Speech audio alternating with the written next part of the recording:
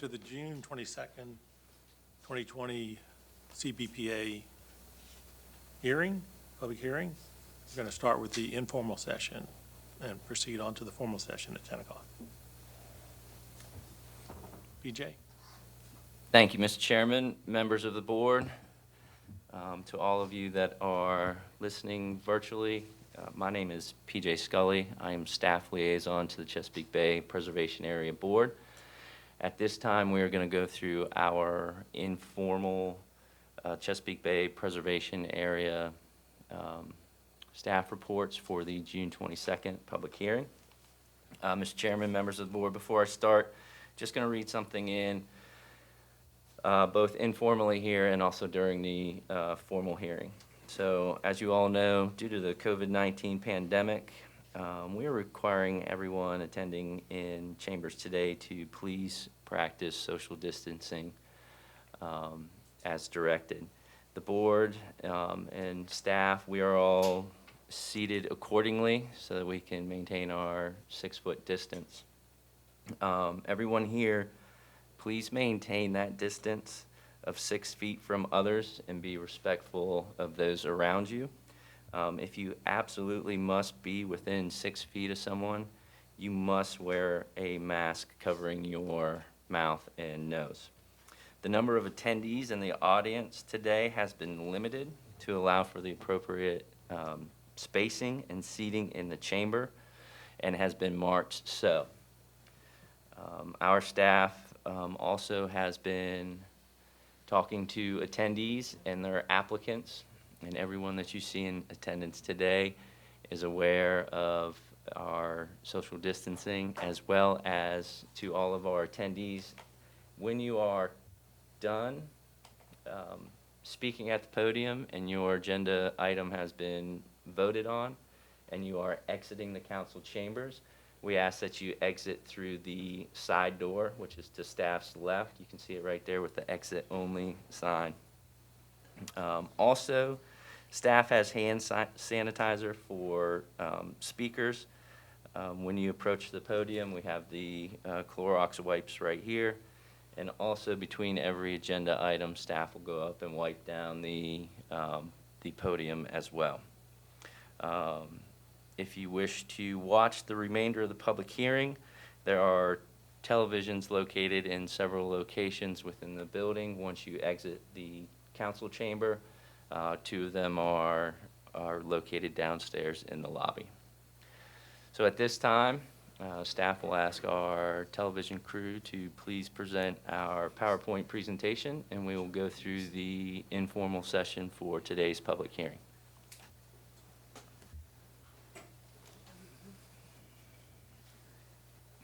Agenda item number 1 that you have in front of you today, 3725 Albacore Key. The request is to encroach into the resource protection area buffer to redevelop and expand the existing driveway. If you look at the site aerial, the lot is located at the end of Albacore Key on a cul-de-sac. Linear driveway, approximately 70 to 75 feet long. Very mature canopy cover on the property, as well as a large tidal marsh outboard of the Toa slope. If you're following along in the staff report on page 8, you'll see that there was a CBPA variance granted for this property back in 1999. At that time, the variance was granted to a builder who constructed the home with the 10 conditions. One of the 10 conditions, number 6, addresses the existing driveway to be constructed of concrete tracks as submitted on that 1999 exhibit. Staff spoke with the applicant, and their desire is to expand the width of the driveway from 7 feet to 12 feet. So that they have easier ingress-egress when backing down such a long driveway, as well as giving some additional space when 2 cars are trying to attempt to access the lot. On page 9, in the evaluation and recommendations, Within the first paragraph, you'll see where staff spelled that out, the request going from 7 feet to 12 feet. And also, with the overall post-impervious cover, so once the driveway has been constructed, should you all choose to grant the variance, the request will be less than 17% impervious cover on the lot. Looking at the site plan as well as some photographs taken from the site visit, on the right-hand side, you'll see the existing physical survey of the property. That area highlighted to the left of the driveway in yellow, outlined in red, is where the expansion will occur. So the expansion is occurring landward of the existing driveway. Looking at the site photos, top photo is standing at the residence looking down to the cul-de-sac. In the background there, you'll see staff's vehicle parked in the cul-de-sac. The middle picture is taken from the driveway looking out to the title feature. So you'll see there's mature canopy cover at the top of bank transitioning down to the toe. And that chartreuse green you see in the background behind those trees is the existing tidal marsh that you all saw in the aerial. And then the bottom photo is simply looking from the cul-de-sac back to the residence. Looking at a site aerial, kind of zooming in, the area that you see highlighted by a yellow dash is the area of the driveway to be redeveloped, existing residence and mature canopy for that lot. With agenda item number 1, are there any questions for staff?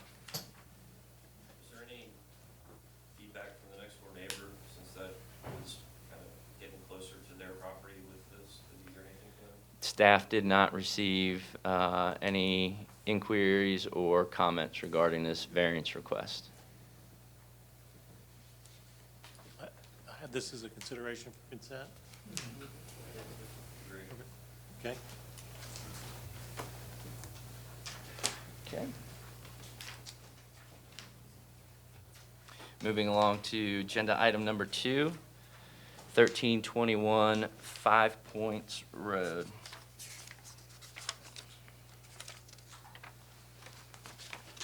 The request that you have in front of you today is to redevelop the existing swimming pool, front entry with walks, and construct a detached garage with covered breezeway and paver driveway. Looking at the site aerial, this is a very unique property.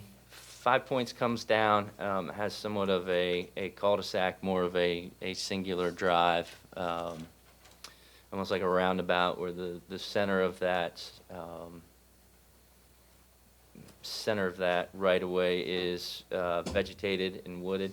And then you see this long driveway that goes to the lot adjacent to 1321, and then their driveway simply accesses off of the same. Looking at the proposed improvement, so where we're going to focus on first would be the detached garage and breezeway with associated driveway. You'll see that to the right or to the left of the residence, and at the lower portion of the site plan, you will see where that driveway accesses the property to the right of this request. Looking at the photos for this area, that top photo shows that existing driveway accessing both residences, and to the right is where the detached garage is proposed. Center photo shows approximately where the driveway will access in, and then that bottom picture shows the approximate location of the detached garage, and then the breezeway that connects to the existing residence. Second area of redevelopment for this lot is the existing swimming pool, highlighted in yellow on the right-hand side of the screen. Just a quick panoramic of the rear of the property, and the close proximity of the existing improvements to the existing residents. That top photo is taken from essentially with our backs to the Glen Haven River, looking back towards the residence. So that's the area where that proposed pool house or cabana would be situated, and then panning over to the existing residence where the swimming pool will be redeveloped with the center photo. And then the bottom photo shows sort of that shot along the top of bank, and that is the area where we'll actually see a retreat from the 50-foot seaward buffer.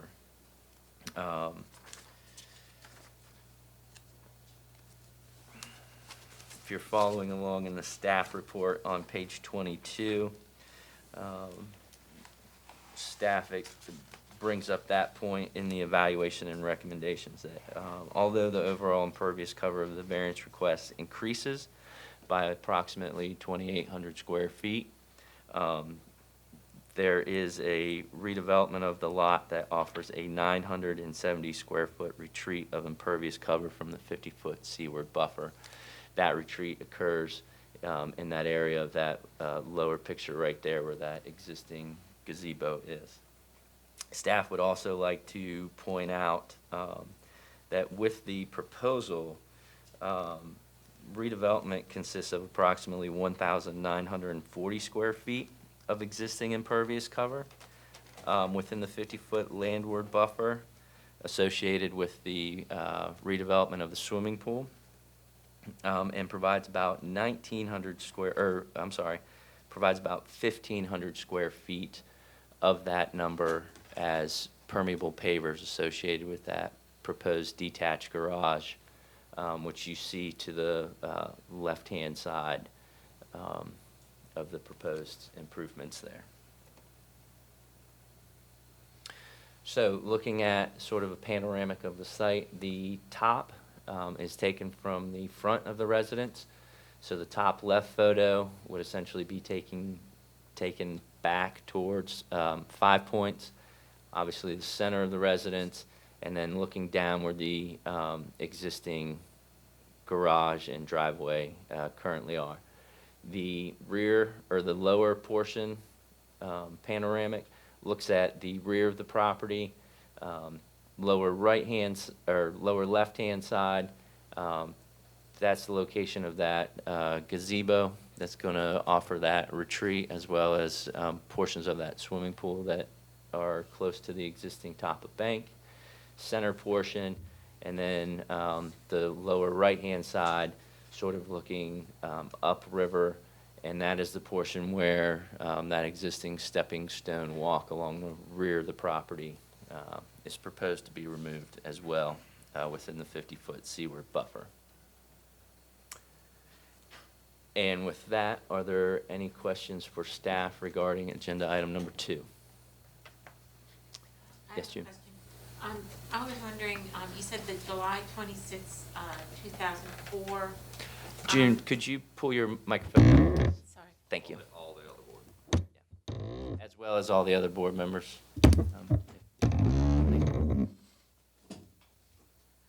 The previous variance was granted July 26, 2004.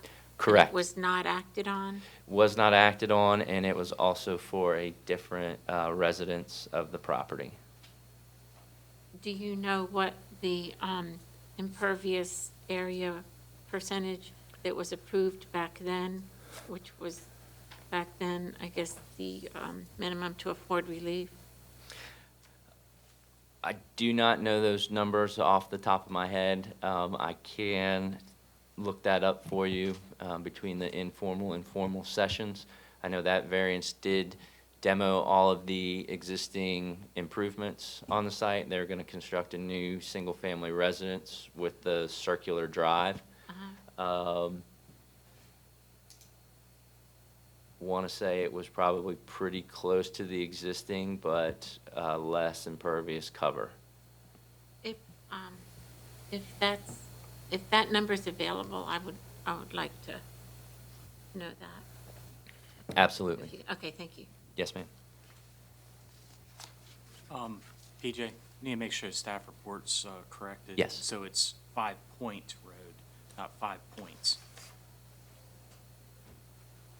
Yes, it is 5 Point Road. It's 5 Point, but our staff reports are saying 5 5 Points. points, yes.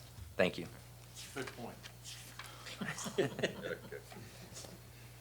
diving into them. Any other questions for staff with regards to agenda item number 2? Okay.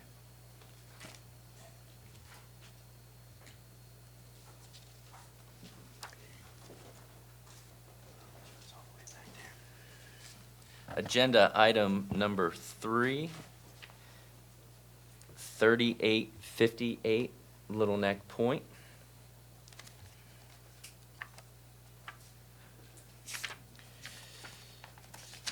Mr. Chairman, members of the board, the request that you have in front of you today regarding this property is to encroach into the resource protection area to construct a new single-family residence with associated accessory structures.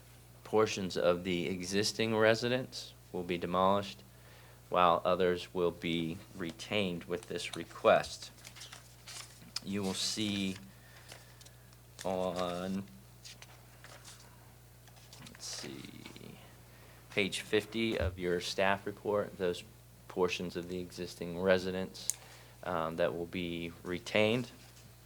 Also, staff would like to point out, with the redevelopment of this lot, the applicant intends, or lots, I should say plural, the applicant intends to vacate the interior property line, making it one residential lot. With the redevelopment of this lot, the existing impervious cover is at 22.1%. The proposed impervious cover associated with the redevelopment takes it to 24.1%.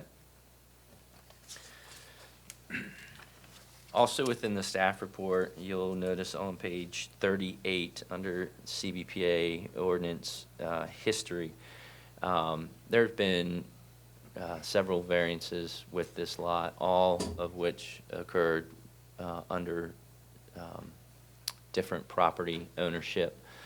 A lot of those variance requests were after the fact.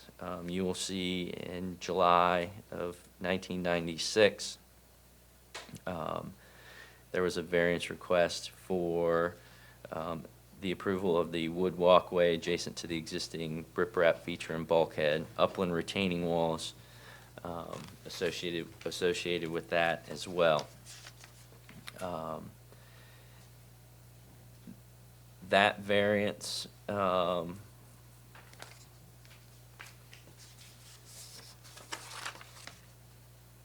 was then followed by a variance in 2011, of which addressed portions of the existing boathouse and some other activities that were occurring on the property. Staff would like to point out with the development of this lot, this is a very unique peninsula-shaped lot. When it comes to the flood zone and base flood elevations, this lot has both AE and VE flood zones on it. VE means that it is susceptible to velocity from storms, and this peninsula is very open to the fetch that's coming through the Lynn Haven Inlet and Lesnar Bridge area. If you would look on page 41 of the staff report, staff points out that the redevelopment of these lots produces a challenge given the existing topography of the lot and shoreline geometry of the uplands. However, the variance requests that the applicant intends to vacate the interior property line, creating one lot, offers a minimal increase of approximately 1,753 square feet of impervious cover to the overall existing impervious that the current site is in.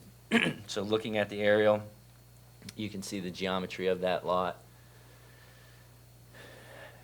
Very linear as you get down to that point. Gets very narrow. Staff would also like to point out that when you look at the redevelopment of this lot, if you looked at it as two individual residential lots at the percentage of impervious cover that the applicant is providing. So if you took the 24.1% of impervious cover and applied that to each lot, if they were being developed as individual single-family lots, this variance request and the proposed improvements offers a substantially less amount of impervious cover by vacating that interior lot line and redeveloping this lot as a single residential structure. And staff's pointed that out in the staff report on page 41. So looking at the site aerials, or I'm sorry, going into the demolition plan, since we have some of the existing improvements that are going to be retained, you'll see everything that's hatched in dark there is being removed. So on the left-hand side of your screen, you'll see a large portion of the asphalt driveway and parking area that's going to be removed, as well as that middle portion, which is the existing swimming pool and pool surround, of which encroaches into the 50-foot seaward buffer. And then on the lower right-hand side, those portions of the residence that will be removed. So a small portion of the existing residence is going to be retained on the property. Looking at the proposed improvements, you'll see how the access utilizes the existing asphalt driveway at the lower portion of the site plan there, which does transverse through the 50-foot seaward buffer, but then picks up, excuse me, to the proposed residence and associated parking, as well as accessory structures. Given the unique shape of the lot, staff would like to point out that the applicant's engineer of record, as well as the architect, have designed a residential structure which is rather linear in shape, but has done so to avoid the 50-foot seaward buffer to the greatest extent practicable here, as well as the understanding of both the AE and BE flood zones that are present on this property. Excuse me. Good morning, Mr. Wallace. We have a seat right up here in front of you. Staff would like to let you know there is a button on your microphone. You must tap to speak. He doesn't have one. Oh, he doesn't have one on that? Okay. So looking at the site aerials or site photos, this is standing at the existing improvements looking down that narrow peninsula lot, or peninsula portion of the lot. Transitioning back, this is the area where that existing asphalt driveway will be removed. Looking back to the residence and that structure you see on the left-hand side, that's the location of the existing swimming pool to be removed from within the 50-foot seaward buffer. And then looking down the side of the lot, to which this is the portion of the lot that receives the most fetch from winds and tides coming up through the mouth of the Lynn Haven. Is actually standing out on the pier. You can see some of those improvements associated with the 1996 variance, sort of in the mid-ground right there with the timber bulkhead and retaining wall. Portions of the existing residence in the background, of which that center portion of the residence will be removed. Transitioning over, location of the existing pool and pool house, which will be removed with the redevelopment of this lot. And then, great photo right here. You can see all the rack material that is collected on the existing riprap And that's just from the weather activities that we had going on last week and portions of the week before. And then down that long peninsula portion of the lot. With that, staff would like to point out our recommendation, or recommended condition number 3, which addresses the buffer restoration, as well as the restoration of that peninsula and potentially turning it into a no-mow zone / managed meadow area, given the environmental forces that it would be exposed to. And now these are just photos simply transitioning from the cove side of the lot, so you can see that's looking down towards the peninsula, back to the center of the lot, transitioning over. Great photo here on the right-hand side. You'll see where that high ground comes in, of which that stand of trees that you see to the right of the photo are represented as being preserved with the redevelopment of this lot. And then looking back down the cove towards where the existing boathouse is, and now simply just walking down existing boathouse, and then up to portions of the residence, those portions in the midground being removed, and the background being retained with the redevelopment of the lot. PJ?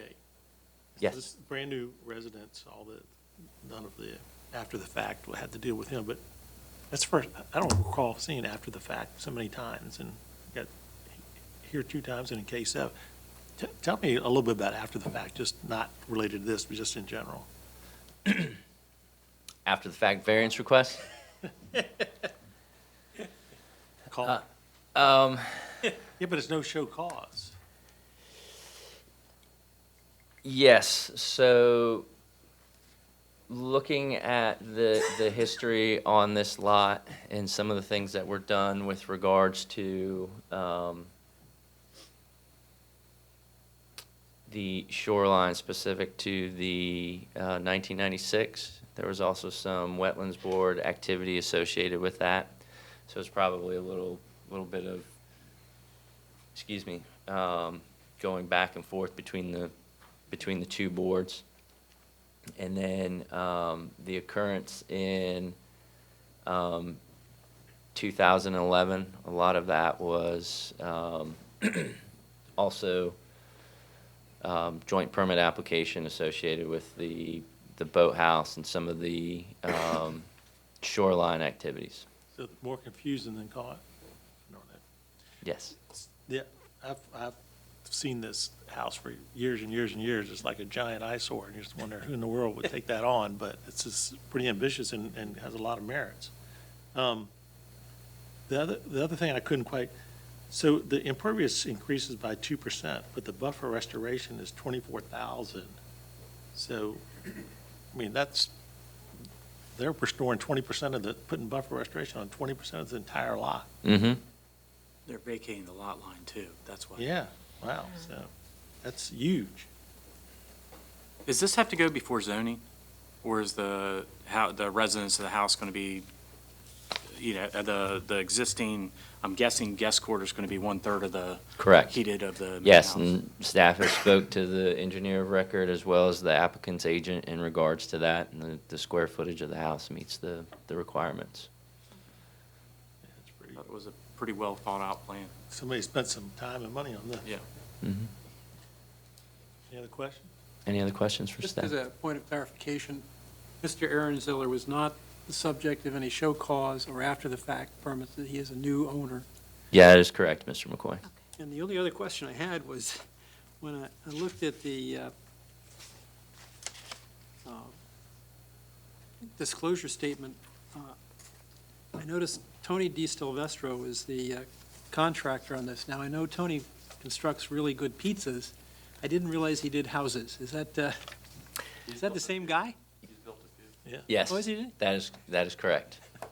Yes, Thank and he's been very active in the construction of his restaurants as well.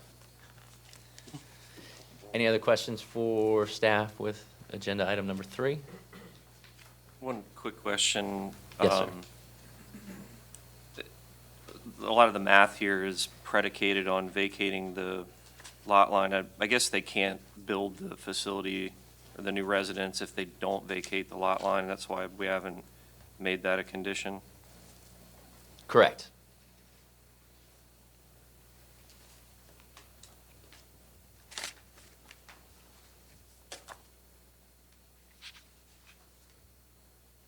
Number 4. Good, okay. Moving along to agenda item number 4. 128 Pinewood Road. The request that you have in front of you today is redevelop the existing driveways and associated walks, as well as construct a swimming pool with associated pool surround. This is a very unique lot. Staff would like to direct you to the screen right now. You'll see where there's a tidal pond to the northeast of the property. There's also Wetlands Board activity and approval associated with this lot. That existing land bridge will be removed and that tidal pond opened up. Right now, there's just one 36-inch pipe that allows water to go from one side of that land bridge to the other. And we have some photos that will address that. In the redevelopment of that tidal pond, there will be a wetland marsh constructed along the shoreline. If you are familiar with Pinewood Road, where the culverts go underneath, that is an area oftentimes that does receive tidal flooding from winds as well as storm surge. So looking at the site aerial, you'll see the location of that. And then also unique to this property, you have access both off of Holiday Point as well as Pinewood. And currently the property has both a driveway addressed off of Pinewood and then driveway off of Holiday that accesses portions of the existing garage. So looking at the existing conditions, you will see both of those access points on the left-hand side of your screen. And then on the right-hand side, you will see those proposed improvements. You'll see the redevelopment of the access off of Pinewood, getting rid of that more oval-shaped asphalt driveway, creating more of a circular drive. Also unique to that, with the redevelopment of that tidal pool area, that's also a low-lying portion of the lot. The applicant intends to bridge that area with the redevelopment of the driveway, not only for better access, because when we do have high surge and storm events, there is some flooding that occurs there, but also to allow that natural activity to continue to happen in lieu of constructing a retaining wall and attempting to fill. And then as you get up to the existing residence, existing swimming pool to the left of the residence, and then the redevelopment of the driveway off of Holiday Point in the same footprint of the existing drive. The applicant's agent or engineer of record for this proposal has provided a color analysis for you. That color analysis was also provided in your staff report on page 65. Areas in red show areas of redevelopment with the associated square footages. Areas in yellow, new impervious, and then the areas in green, which are former impervious areas or areas of impervious cover that will be converted to pervious. Looking at the site aerials, you'll see that portion that accesses off of Pinewood. Interesting to this, in the background there, you will see the elevation of Pinewood Drive. Sits much higher than the existing driveway as you transition through that little dip. That's the area where the proposed structure will be constructed not to manipulate that existing topography through there. Looking along the shoreline, some of the prep that they're getting, setting up for with regards to the construction of the living shoreline along the banks of that tidal pond. Looking back at the residence, that's the portion of the driveway that will be redeveloped. Again, like staff said, getting rid of that oval shaped and getting more of a circular drive.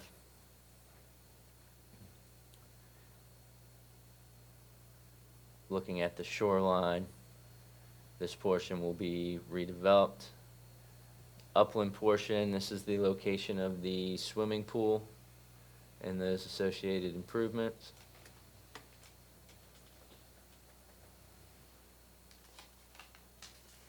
And then this is the rear portion of the property off of Holiday Drive, flagstone patio that will be redeveloped with the proposed improvements. And then the redevelopment of the existing driveway off of Holiday Point. And then that is the portion of the existing land bridge to be removed. So I actually met with the applicant's engineer on this site, and I can tell you, I think this is a really good plan. They've minimum impact on impervious, a lot plotted in 1916. All the work is being done in the least sensitive area, and have a living shoreline, and you get buffer restoration of 5664. I mean, I consider this a good candidate for consent.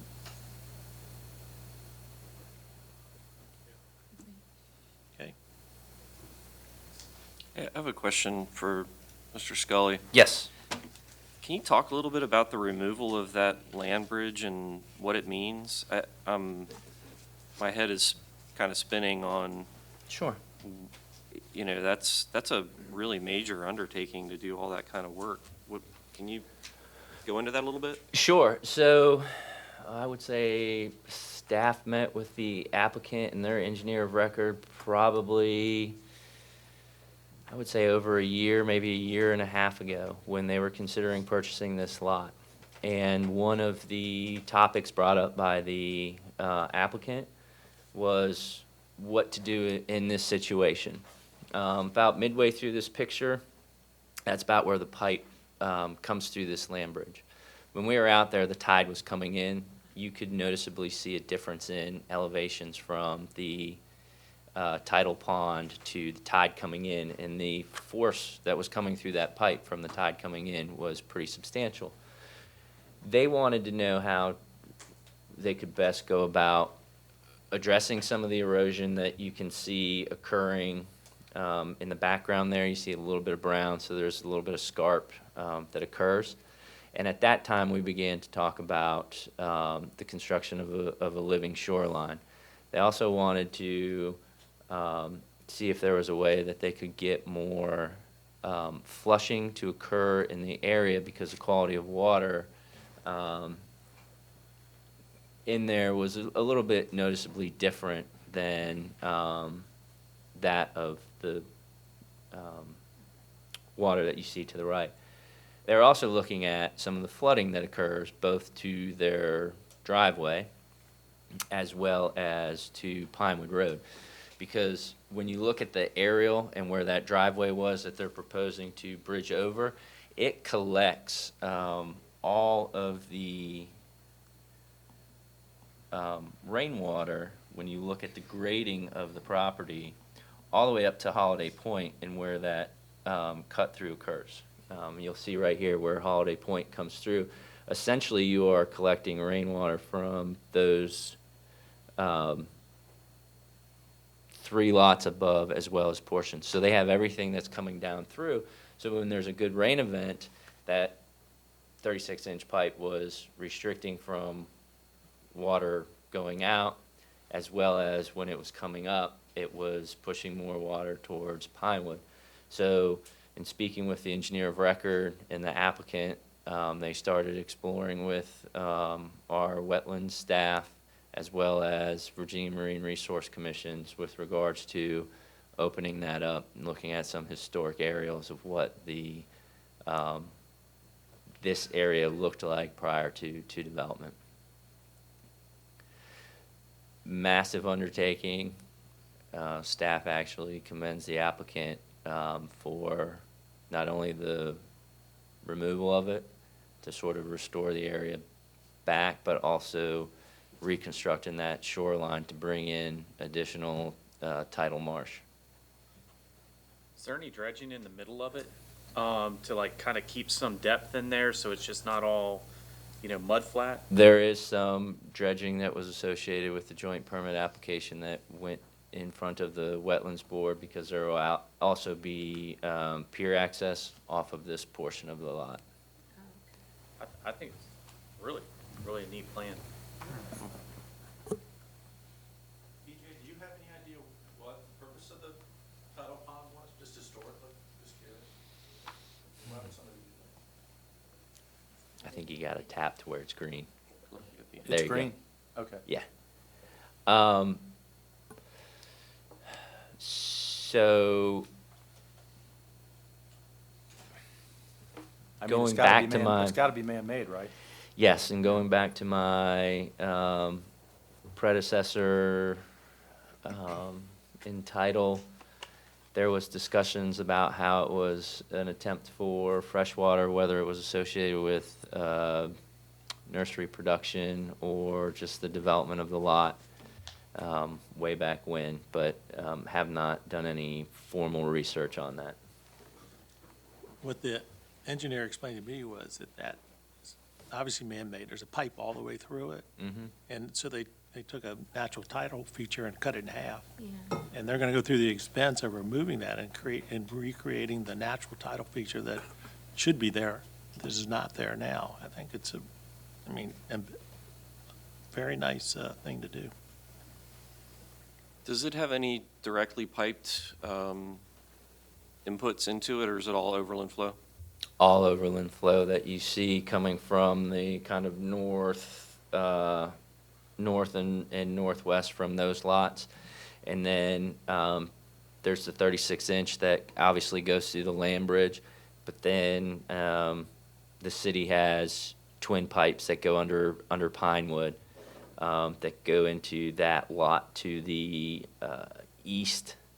And that tidal pond that kind of connects up between those two residents. So there's two pipes under the Pinewood Correct. that are city pipes that Yes. discharge into the canal, not the pond. Yes, Okay. correct. Are you right, Dave? Yeah, it's, what's kind of interesting about it is it works like a BMP. I mean, all that overland flow and everything it's like a wet detention pond that gets Right. flushed tidally, so just trying to explore a little bit and make sure that we're not undoing something that's actually providing a lot of benefit here.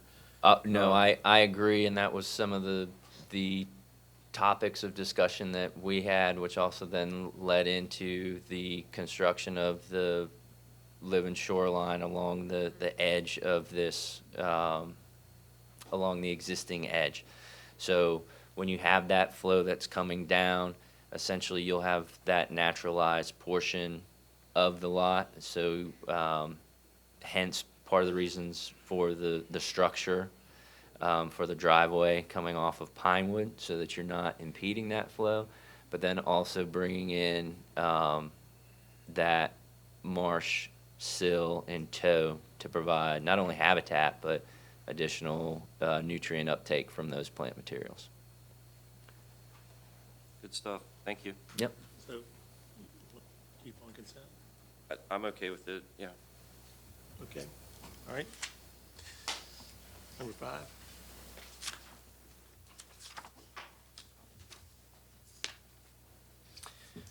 Okay, moving on to agenda item number 5, 605 East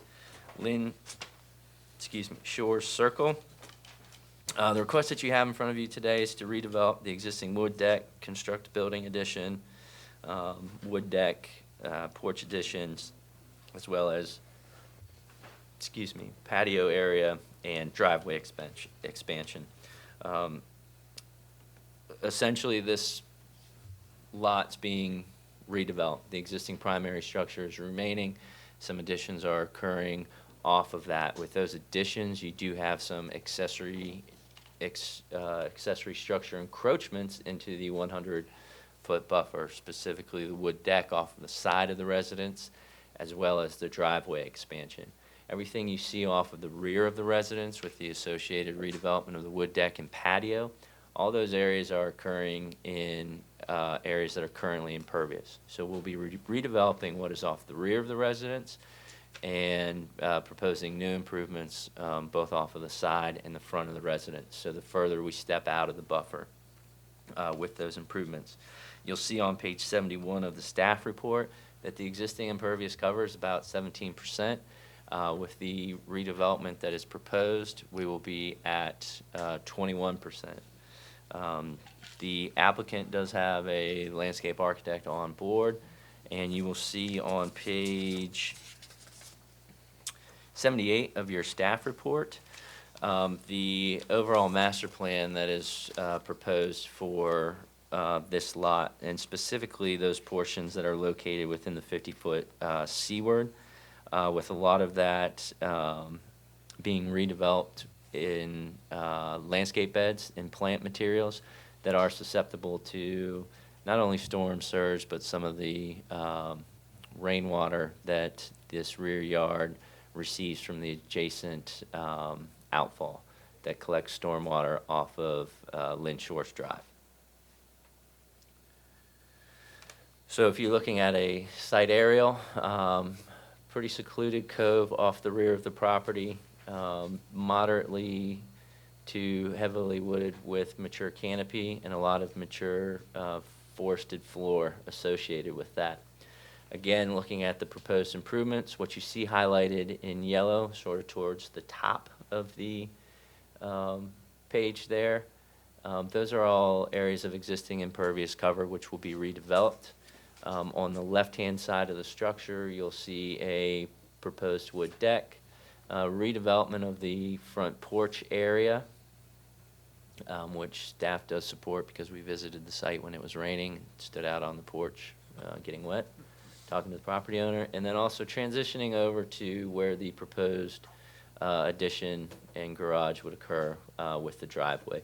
The driveway does slightly redevelop portions of the existing, but overall is an expansion. Looking at the site photos, so here's an outfall that collects stormwater runoff from Lynn Shores, which discharges onto this concrete flume, which then rolls down to the rear portion of this lot. As staff mentioned with reference to the proposed improvements, the applicant's agent intends to address this with some plant species that are susceptible to wet soils. Looking at the rear portion of the lot, existing bulkhead is to remain, pretty thriving marsh outboard of that. But then looking at the rear of the residence, transitioning back up to the side, above that top of bank features the location of that garage expansion, redevelopment of the existing deck, naturalized area to the left of the property, which is going to remain. And then this is standing at the far corner of the property that you saw in the aerial and looking back. So everything that you see in the foreground and midground there with mature forest floor and canopy will be retained, and the redevelopment occurring off the rear of that residence. Transitioning up and then looking across the rear of the property.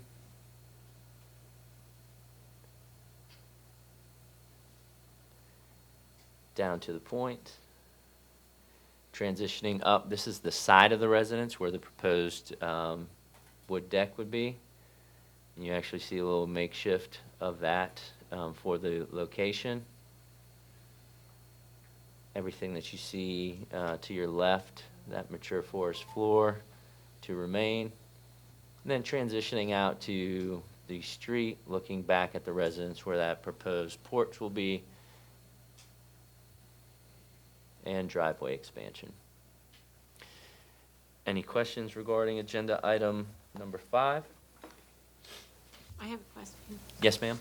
So we don't have an overlay of existing versus proposed, but you said that everything in terms of the 50-foot seaward, everything that's being proposed as impervious is already impervious and they're just redeveloping, or are they extending?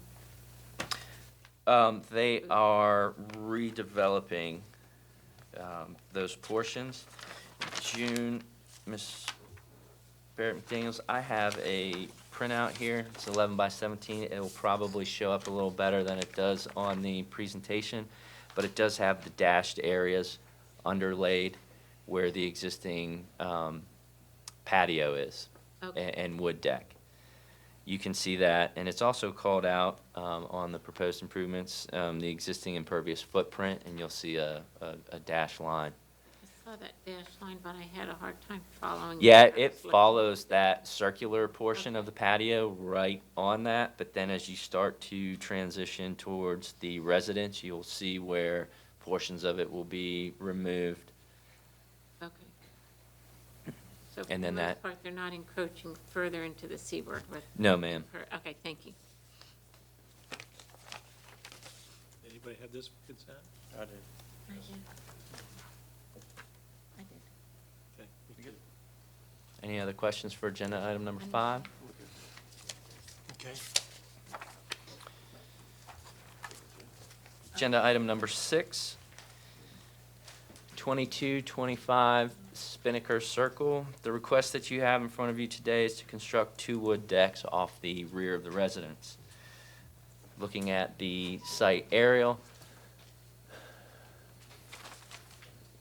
you'll see these are on the man-made canals of Bay Island. Majority of the rear yards currently devoted towards turf. When staff was out at the site, we did not see any active signs of erosion occurring with the existing bulkhead, and the site was relatively stable. With the proposed improvements, or with the existing lot, there's also minimal change in topography. You're looking at the site plan projected up on the screen. You'll see the proposed wood deck both to the right and to the left of the existing covered porch. So that top photo, the proposed wood deck would be on the right-hand side of the screened-in porch. The center photo is taken from the bulkhead looking back to the property, so you can see there's relatively flat topography. And then the bottom left would be the deck off of the left side of the residence, running from the edge of the structure to the screened porch. Looking at the site photos, this is standing all the way in the corner of the lot, so this is that portion of the lot that does have a riprap revetment that then transitions into the vinyl bulkhead. And then those proposed improvements will be directly adjacent to the single-family residence, both before and after the screened porch area. Standing off the side of the house, looking back to the canal, and then coming up from the pier to the side of the residence.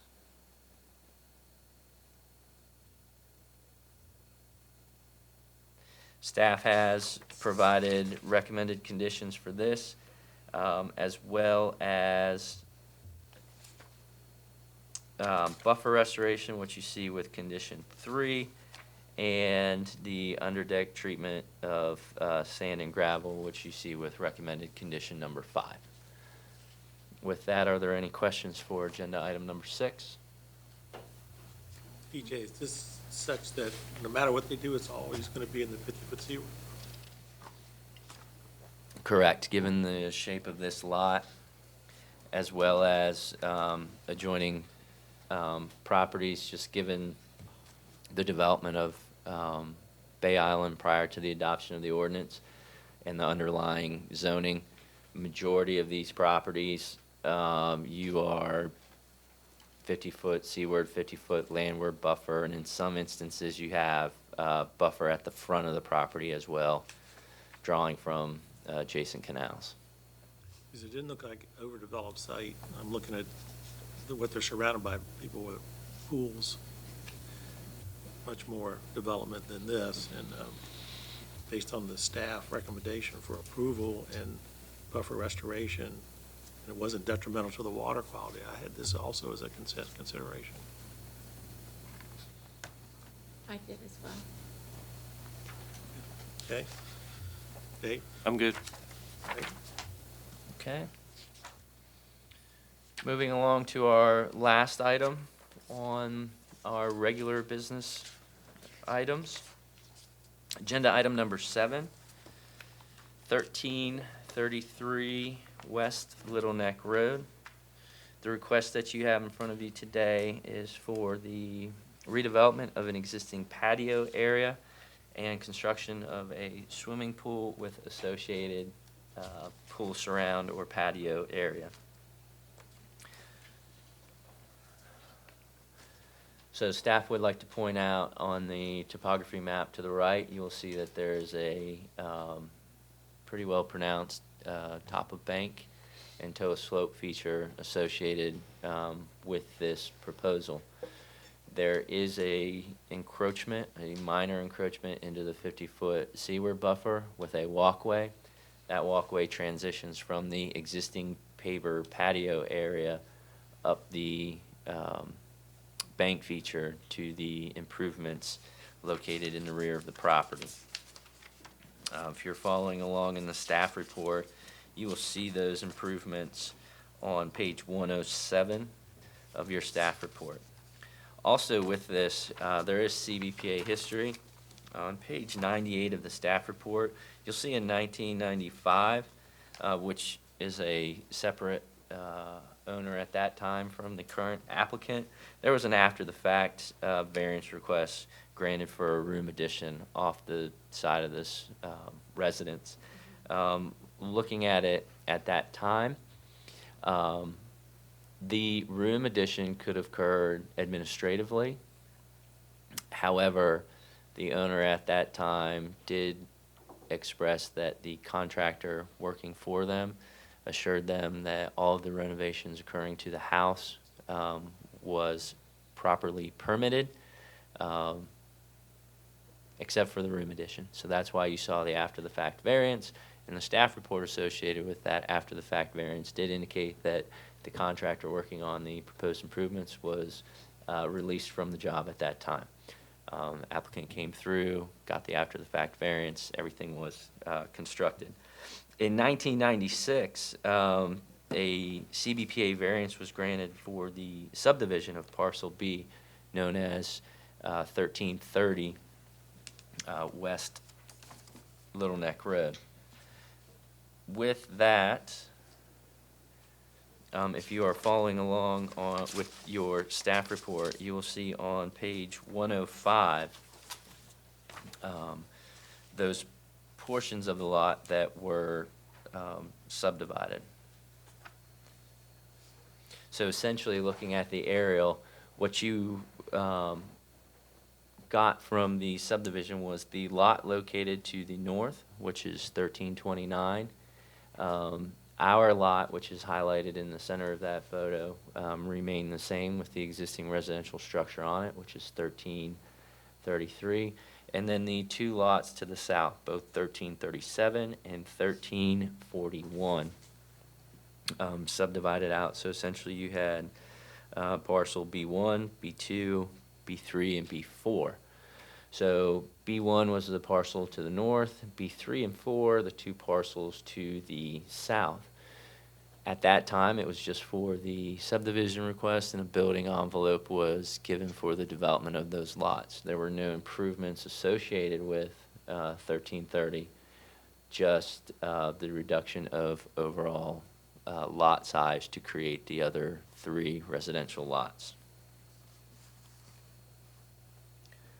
Looking at the proposed improvements that you have today in front of you, You will see to the right-hand side with the proposed improvements, that existing patio being redeveloped, 2 walkways proposed, one from the existing driveway to get you down to the patio, and then one transitioning up the bank feature as close to the residence as practicable to access the rear of the property.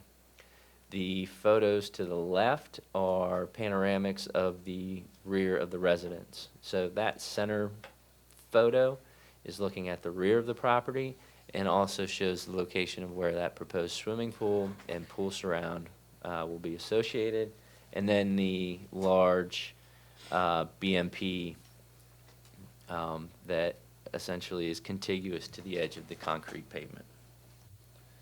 Looking at the site photos, here's where the existing driveway is, city truck in the background.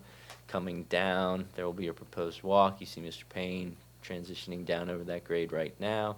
Looking at the existing, patio area that will be redeveloped, and then transitioning up that grade to the rear of the residence. And then again, photos looking at the rear of the property. When we were there, you cannot see it in this photo that well, but they actually did have the proposed improvements sprayed out on the existing turf. Rear of the residence, and then transitioning out to the point. And then that will be your construction access way, which does not have to transverse over the top of bank feature. It'll simply come around the other side of the residence, which is relatively flat. And in that photo, you can slightly start to see where that swimming pool has been chalked or spray painted on the grass. And with that, are there any questions regarding agenda item number 7? So you looked at the plan in that stairway, which looks not wide or excessive, but that's the only practical way they could really get down. Yes. Yeah. Coming from that portion. The other side of the residence does not have any doors or access points. So really, you're either coming through the existing residence to access the rear, or you do have to walk down over the bank to get to that lower patio area. First look at this, I thought the pool was a little, large, but you only end up at 14.9% overall. So, PJ, were there any discussions regarding, obviously one of our criteria is minimum to afford relief. This does seem to me to be a little excessive. Was there any discussion about the necessity to have this much patio? Well, we did look at that. There were some discussions with the engineer record when it first came in, but having looked out at having been out to the site and seeing the natural conditions on both sides, below the top of bank, in this patio area tucked right against the rear portion of the lot, and the fact that there's no mature canopy trees coming down with those improvements, staff did see it as not only an area to give you access around the pool, but some area to recreate out there off the rear.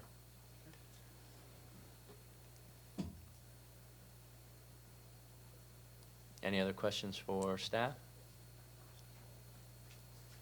I have one question, sir. Yes. I just want to make sure I understand that this is a subdivision that was, occurred after the Bay Act? Yes, ma'am. Okay. And is it the same owner? No, ma'am. Okay, thank you. But the lots that were primarily impacted were the 3 new lots. Correct. There Because were, this was the existing residence this was a residence that was there during the subdivision, correct? yes. So this house wasn't built after the fact. This house was built before the subdivision. No, and you saw that with the history, Mr. Jones. This came in That's in what I thought. 1995 for the after-the-fact building addition, and then in 96 for the subdivision.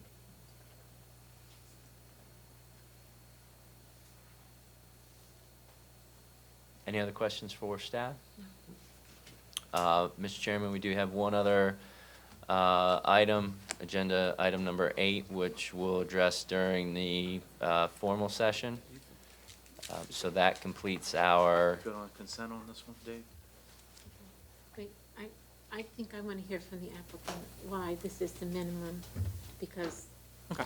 it's a new subdivision under full force of the act. Okay. Thank you. Go ahead on 8, number, we'll address that during the formal session. okay. So we take 5 minutes? Can you identify the consent agenda items?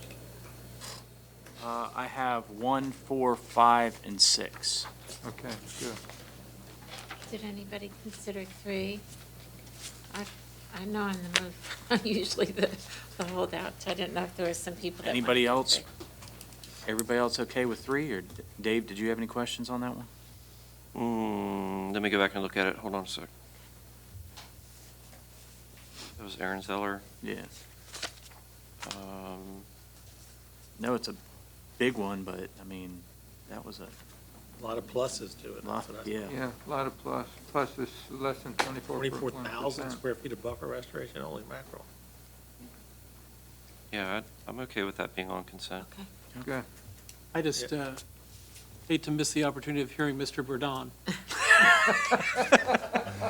That's why I'm putting it. That was really why I wanted to go. Okay, Sorry, I'm Ann. good with 3 also. Okay. All right. June, the first for you. What's that? Put something on consent. No. I did last week as well. I mean, last month. Second. You probably didn't hear me. So you want to meet at, Thank just come back at 10:25? Sounds good. 7 you. 10:25. So during one of those, I fell off my chair.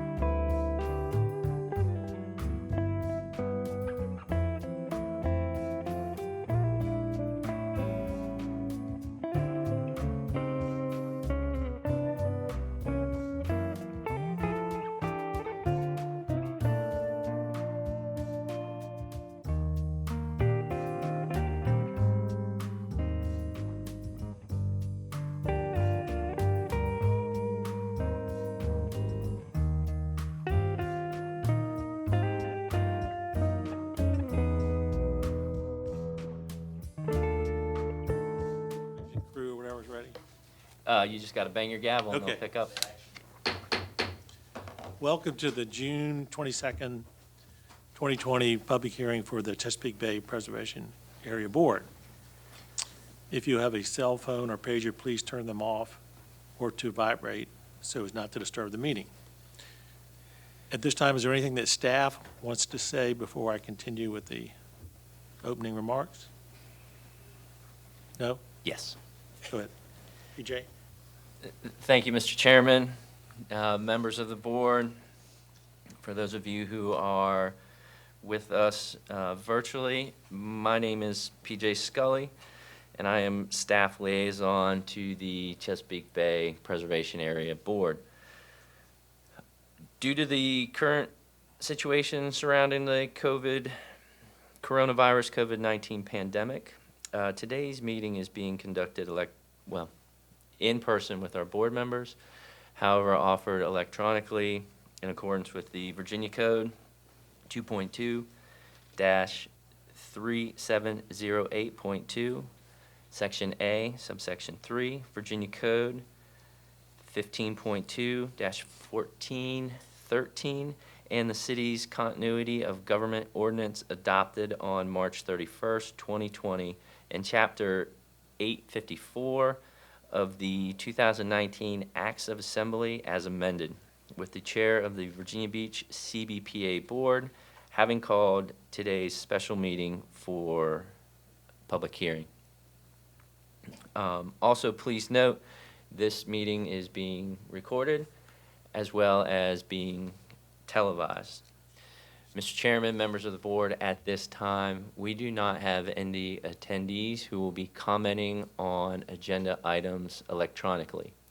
Everyone that you see in the chambers today will be representing all items that we have gone through during the informal session.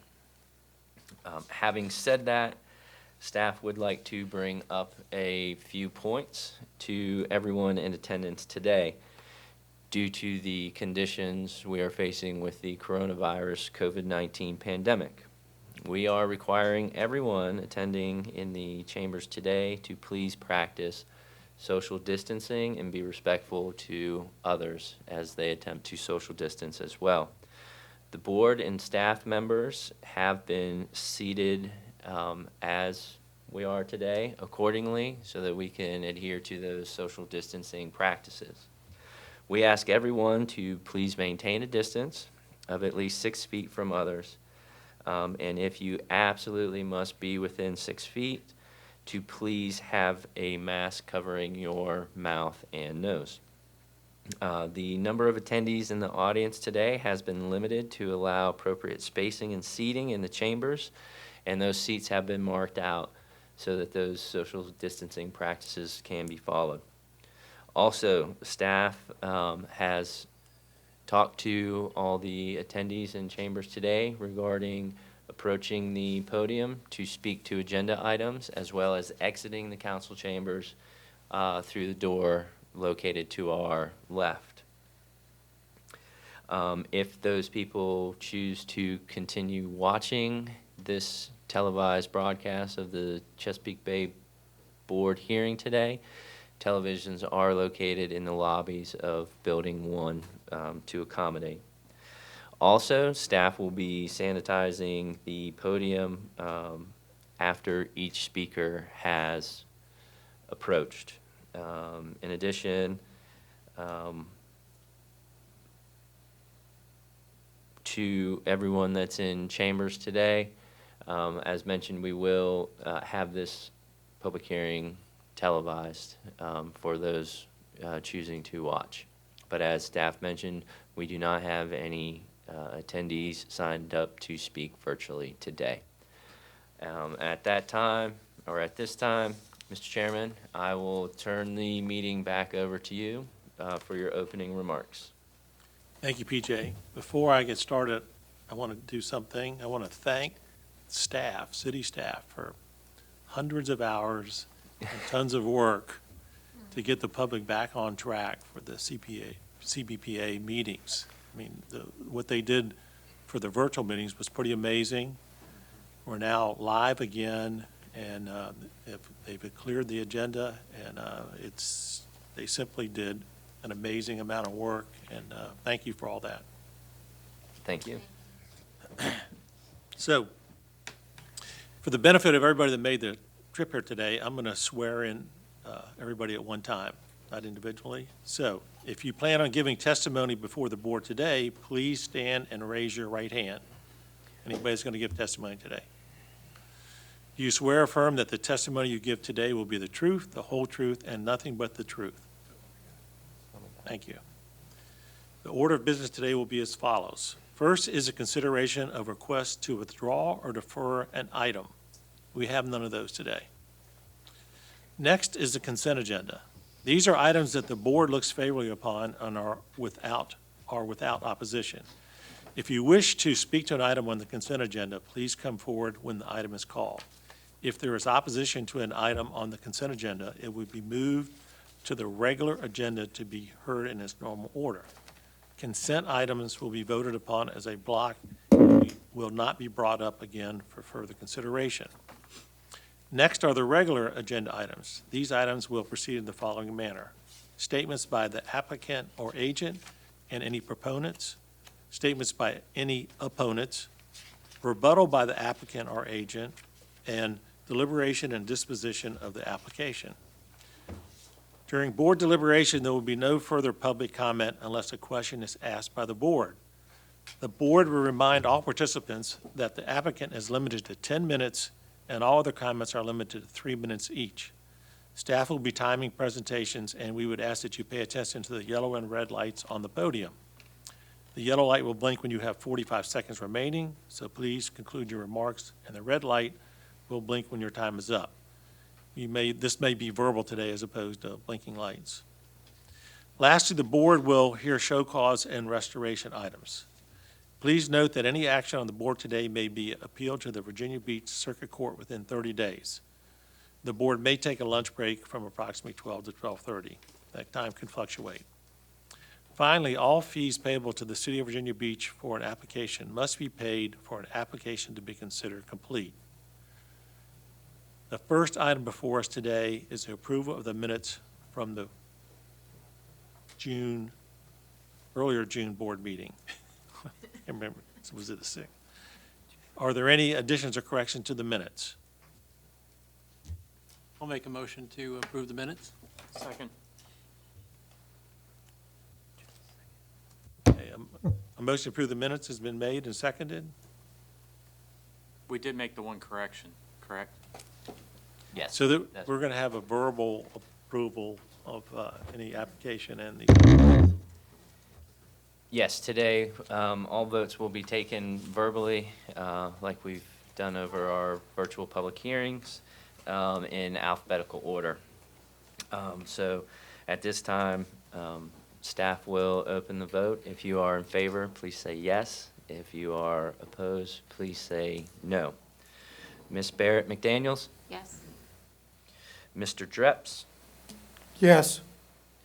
Mr. France? Yes. Mr. Jester? yes. Mr. Jones? Yes. Mr. McCoy? Yes? Mr. Smith? Yes. Mr. Steyer? Yes. Mr. Wallace? Yes. All right, so we have unanimous approval on the minutes.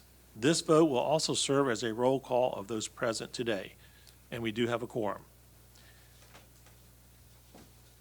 Next would be request for deferral withdrawals, but we have none of those today. So, next is the consent agenda. Please read the first item. Agenda item number 1, 3725 Albacore Key, Daniel A. and Sara Bailey. Would the applicant or agent please come forward?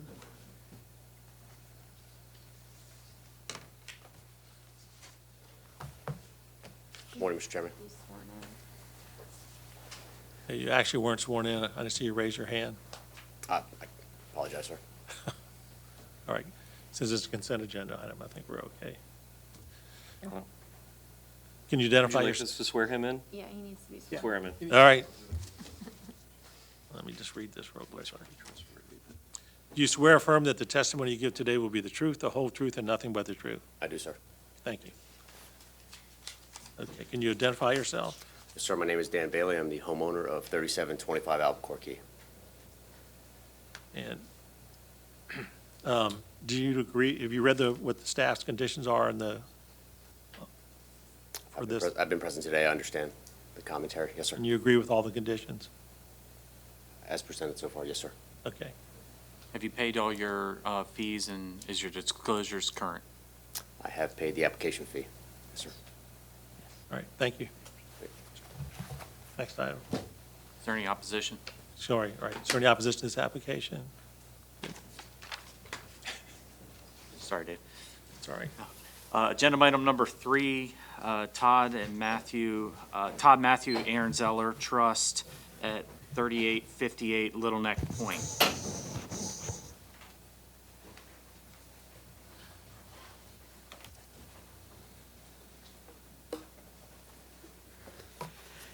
Thank you, Mr. Jones. Mr. Chairman, members of the board, for the record, Eddie Burdon, Virginia Beach attorney representing the Todd Matthew Ehrenzeller Trust, and Matt Ehrenzeller is with us this morning. The disclosure in the application is still accurate. All the fees have been paid. It's great to see everybody in person this, after a couple of those other meetings. All 20 conditions recommended by the staff are acceptable to my client, and we greatly appreciate being placed on the consent agenda this morning. Thank you. Thanks. Is there any opposition to this application? Okay. Can you read the next one? Agenda item number 4, Patricia Laney Clarke, 128 Pinewell Road.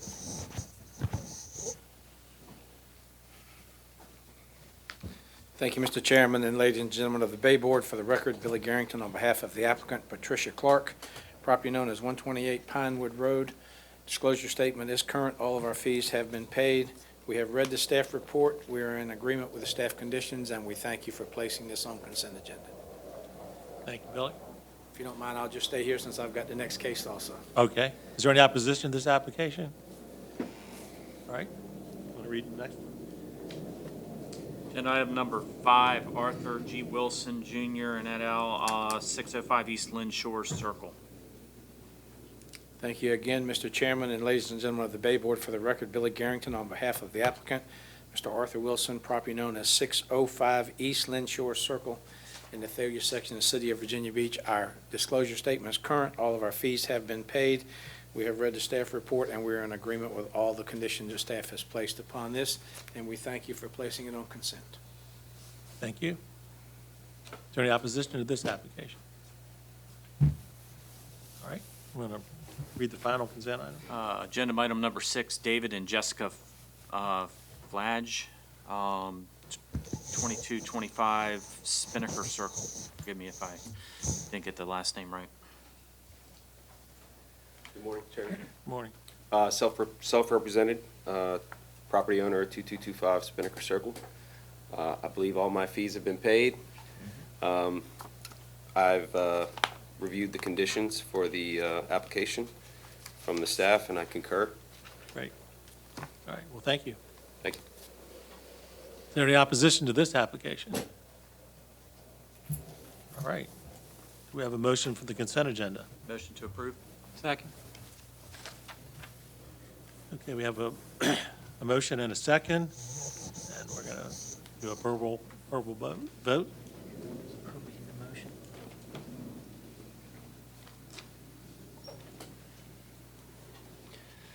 Sorry, Mr. Chairman, who made the motion on that? And then the second was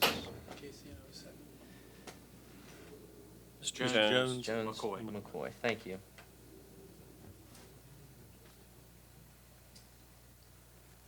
Okay, vote is open. Ms. Barrett McDaniels? Yes. Mr. Dreps? Yes. Mr. France? Yes? Mr. Jester? Yes. Mr. Jones? Yes. Mr. McCoy? Yes? Mr. Smith? Yes. Mr. Steyer? Yes. Mr. Wallace? Yes. Mr. Chairman, by a vote of 9, for, 0 against. The consent agenda has passed. Great. Okay. Next is the regular agenda. Please read the first item. Agenda item number 2, Alan and Julie Faneka, 1321 Five Point Road.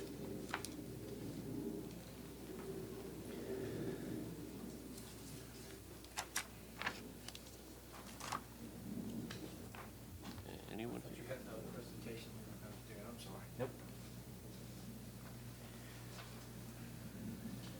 Thank you, Mr. Chairman. Ladies and gentlemen of the Bay Board, for the record, Billy Garrington on behalf of the applicant. Applicant is Alan and Julie Fanica, property known as 1321 Five Point Road. I think you pointed that out, Mr. Jones, this morning in the informal session. Our disclosure statement is current. All of our fees have been paid, and we thank you for taking your time to listen to this presentation today. This is a lot that has been in front of this board before. There was a 2-lot subdivision out there. If you look at that top right-hand picture, the house that's in the back of it used to be owned by the house that is the subject of this request today, which is Mr. Fanica's house, owned by Hugh Ford. The house is, this house was redeveloped by Mr. Ford some time ago, and then he bought the house in the back and redeveloped that, and Mr. Fanica is the owner of this property now. Mr. Fanica broke PJ's heart when he went from the Pittsburgh Steelers to the New York Jets without going to his Cleveland Browns. So I think that's probably why PJ has been as tough on him as he has in the staff write-up. But Mr. Fanica was a NFL player. I just wanted to point that out to you. There are several conditions in the staff write-up, 20 conditions. We're in total agreement with those conditions. And I think the one condition that needs to be expounded upon the most is the reduction of impervious cover that will happen in the seaward portion of the buffer on this piece of property. When the swimming pool and all of the associated decking in the back is redeveloped, you will have a reduction of some 970 square feet of impervious cover in the seaward portion of the buffer. You have a relatively large garage that will be built, and there's not a pointer here that I can use anymore, but in the lower left-hand corner, you'll see the detached garage that is going to be built with living area over top of it. That garage and living area is also going to be for a daughter that they have, and I'm going to read you the email that he sent me explaining to that so I can make sure that I get it exactly correct. But they have a daughter who has a rare form of epilepsy known as Sturge-Weber syndrome. And with Sturge-Weber syndrome, and I'm reading to you directly from the email he sent me, is that seizures must be stopped with medicine at 2-minute intervals or quicker, or brain damage occurs. So they are trying to build that detached garage for their daughter, so she still will be somewhat independent, but will be living with them so that there is someone close by that can take care of her in a medical situation. So that's the purpose for this, PJ, I don't think it's working, for this detached garage that you see that's going to be built. PJ has addressed that with a couple conditions. The driveway will have to be done with pervious pavers, and we're in total agreement with that.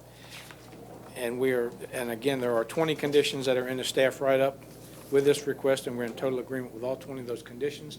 I just wanted to point out to you the situation, the medical situation with his daughter, which is the reason for that detached garage that you see as it is. Right now, he actually traverses onto someone else's property to get to his garage. PJ, I don't think this one works either. Anyway, to get to his garage, he actually drives onto the next door neighbor's property where he enters into his garage down in the lower right-hand corner of it. That will go away once his new detached garage is built because he will access straight off of the city street as opposed to driving onto someone else's property and then going back onto his yard. So with that in mind, Mr. Chairman, again, we're in total agreement with PJ's conditions that he came up with, and we're here to ask for your approval of this variance request. Is the current garage going away? Is it being redeveloped? It's going to be converted into living space. Okay. Is there a reason why the driveway for the garage wasn't removed if it's not going to be a garage any longer? You talking about the one that's on the lower right-hand corner? Yes, sir.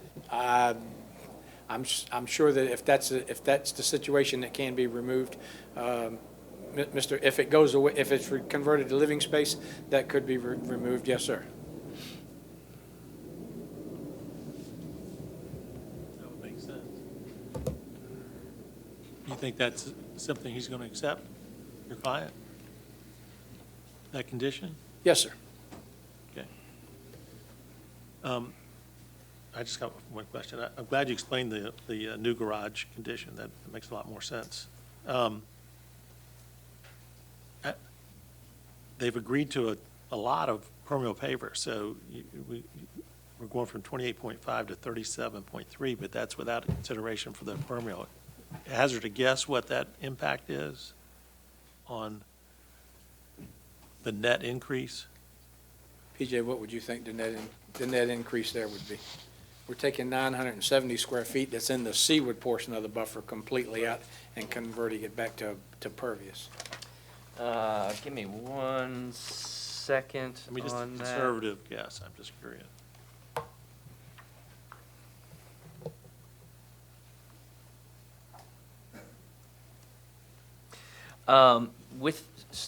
Mr. Chairman, with the redevelopment of the lot, approximately 1,900 square feet of pervious pavers are proposed, which you see to the left-hand side of the exhibit right there, of which 1,500 square feet is located within the 50-foot landward buffer.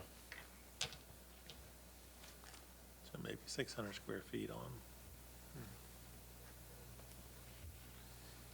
And how much is that driveway? How big is that driveway that would be removed? The driveway is 1,900 square feet. The existing garage driveway? Oh, the existing, I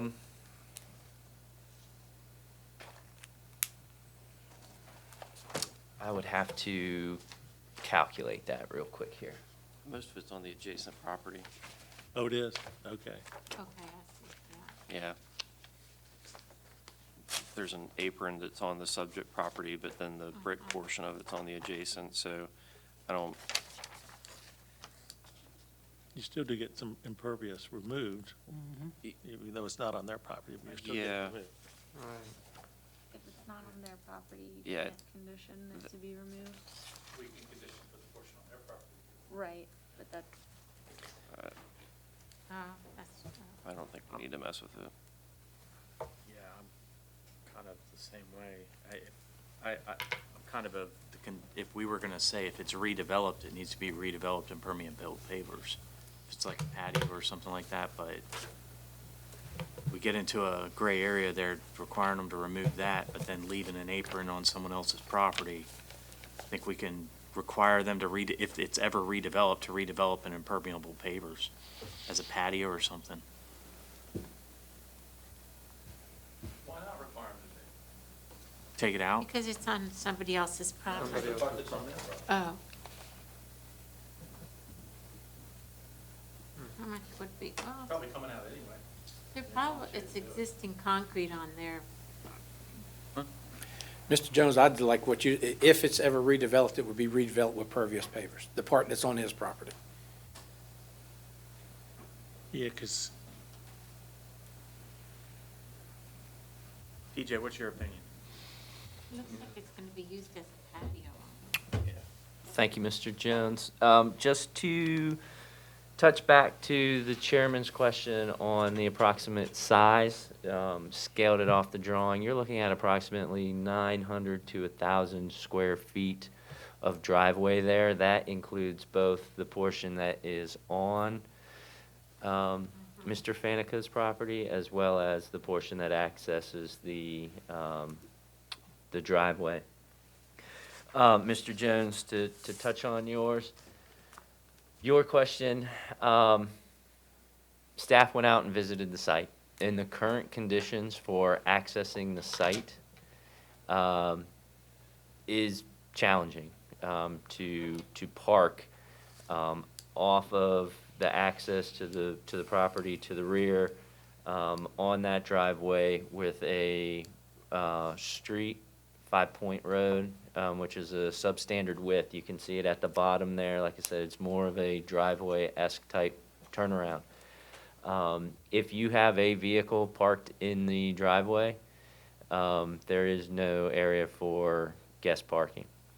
As such, that was part of the reason why staff put the condition number 15 on page 42 that talked about the existing drive. When the detached garage and driveway are built, should they be retained, that they are constructed out of a permeable paver system at that time. I think he's already addressed Okay. what I suggested, so I'm sorry I missed that. Oh, no, that's all good. All right, any other questions for Mr. Garrington? I have one question. So I understand that they had a previous variance that was not acted upon, but as such, I feel obligated to clarify why additional impervious area is required based on the previous board saying that this was the minimum to afford relief. I understand, and I feel that you've given us sufficient, explanation in this case why additional is required. So my question's been answered. I just wanted to make sure that you understood why I'd asked it in the first place. Thank you very much. Thank you.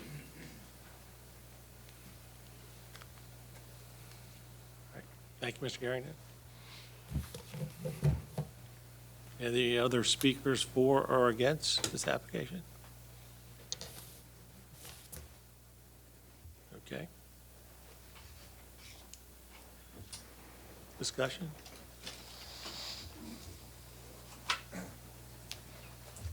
I guess I would say when I first looked at it, it seems excessive, but I think with the changes based on conditioning and the explanation of his daughter's issues, I think it makes it a reasonable application. I like the retreat from the seaward, don't like the 37%, which is now less, so maybe Looks like it might be about 29%. 3% less than that. Yeah.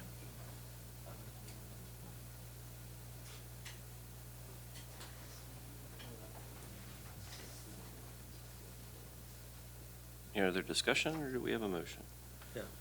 I'm prepared to make a motion. All right. Hey, Reese, there's, I have the staff report, I think it's in here, same thing, right? oh, is it? I think it This is the actual motion. That might be. It's got all the verbiage for you. Figured Oh, it'd it's long. It's long enough. I was gonna improv. I move that the variance of Alan and Julie Phoenicia, located at 1321 5 Point Road, be granted with the 20 reasonable and appropriate conditions offered towards preventing the variance from causing or contributing to a degradation of water quality as provided in the staff report, based on the following findings as required in Section 110H of the CVPA ordinance. 1, granting the variance will not confer upon the applicant any special privilege or convenience not accorded to other owners of property in the Chesapeake Bay Preservation Area who are subject to the provisions of this ordinance and are similarly situated, because the depth of the platted lots along the west side of 5 Points Road ranges from approximately 120 linear feet to 178 linear feet, measured from the city right-of-way to the edge of water or wetlands. 6 of the lots along the west side of 5 Points Road, exclusive of this lot, have both primary and accessory structures within the 100-foot RPA, of which all 6 of the lots contain swimming pools.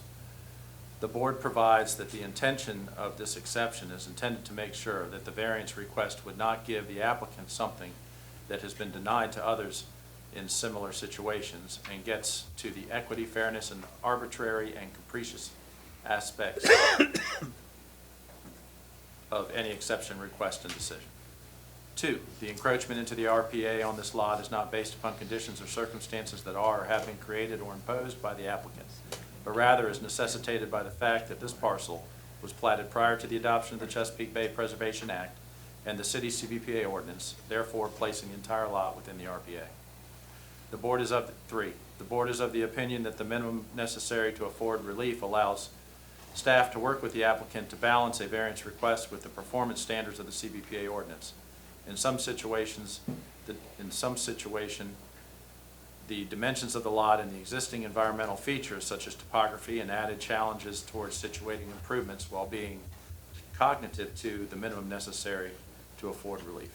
Staff offers that a retreat of impervious cover from the 50-foot seaward buffer, redevelopment of the existing impervious cover within the 50-foot landward provides merit toward the variance request being the minimum necessary to afford relief.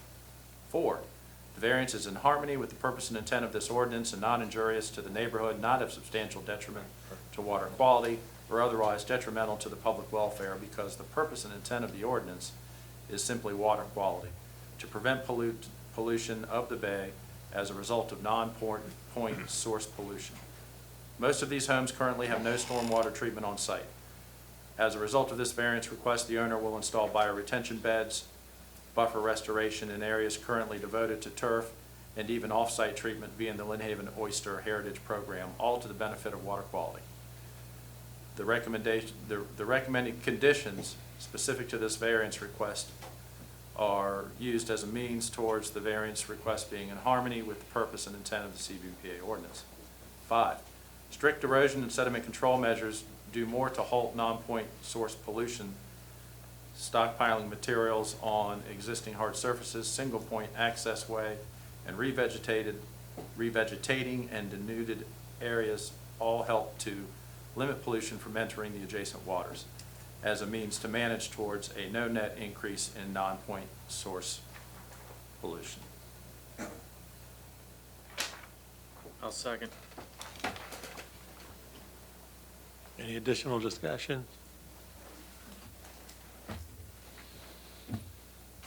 Okay. I think we can vote. So the vote is open. Ms. Barrett McDaniels, Yes.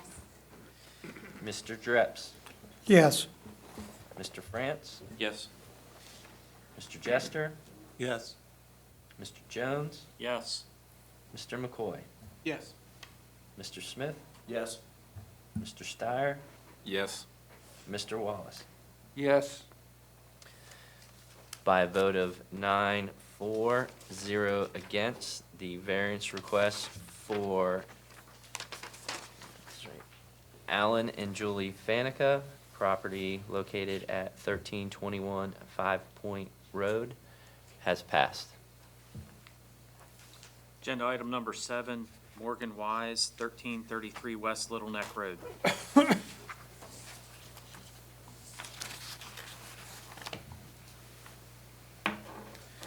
Thank you again, Mr. Chairman, ladies and gentlemen of the board, and for the last time today.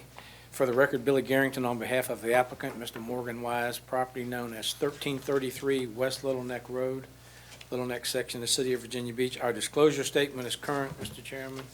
All of our fees have been paid, and again, we thank you for hearing this request in front of you today. You heard PJ explain this request to you in the informal session this morning, Mr. Chairman, and Wayne, I will even go to the question that you brought up about, is it the minimum necessary to afford relief? Well, we think it is, and I think PJ gave you a good explanation, because if you look at, if you would have went out to the site and you could have seen the spray painted display they had, he has followed the contour and the topography of the land to the greatest extent practicable he can in building this and staying out of the seaward portion of the buffer. We've got 82 square feet of the steps that are in the seaward portion of the buffer that go around one side of the house. And the reason for that is that, as you saw in PJ's write-up, there's a 7-foot change in the topography of where those steps are at. Without that, you'd have to either traverse completely through the house or back around the other side of the house just to get back down to the patio. So it's only 82 square feet, but it is in the seaward portion of the buffer. But this house was built probably many years before the Bay Act was ever enacted. The property has been subdivided recently, and there was a 95 and a 96 variance on the property before Mr. Wise was the owner of it. They weren't part of his ownership of it. He owns the property now.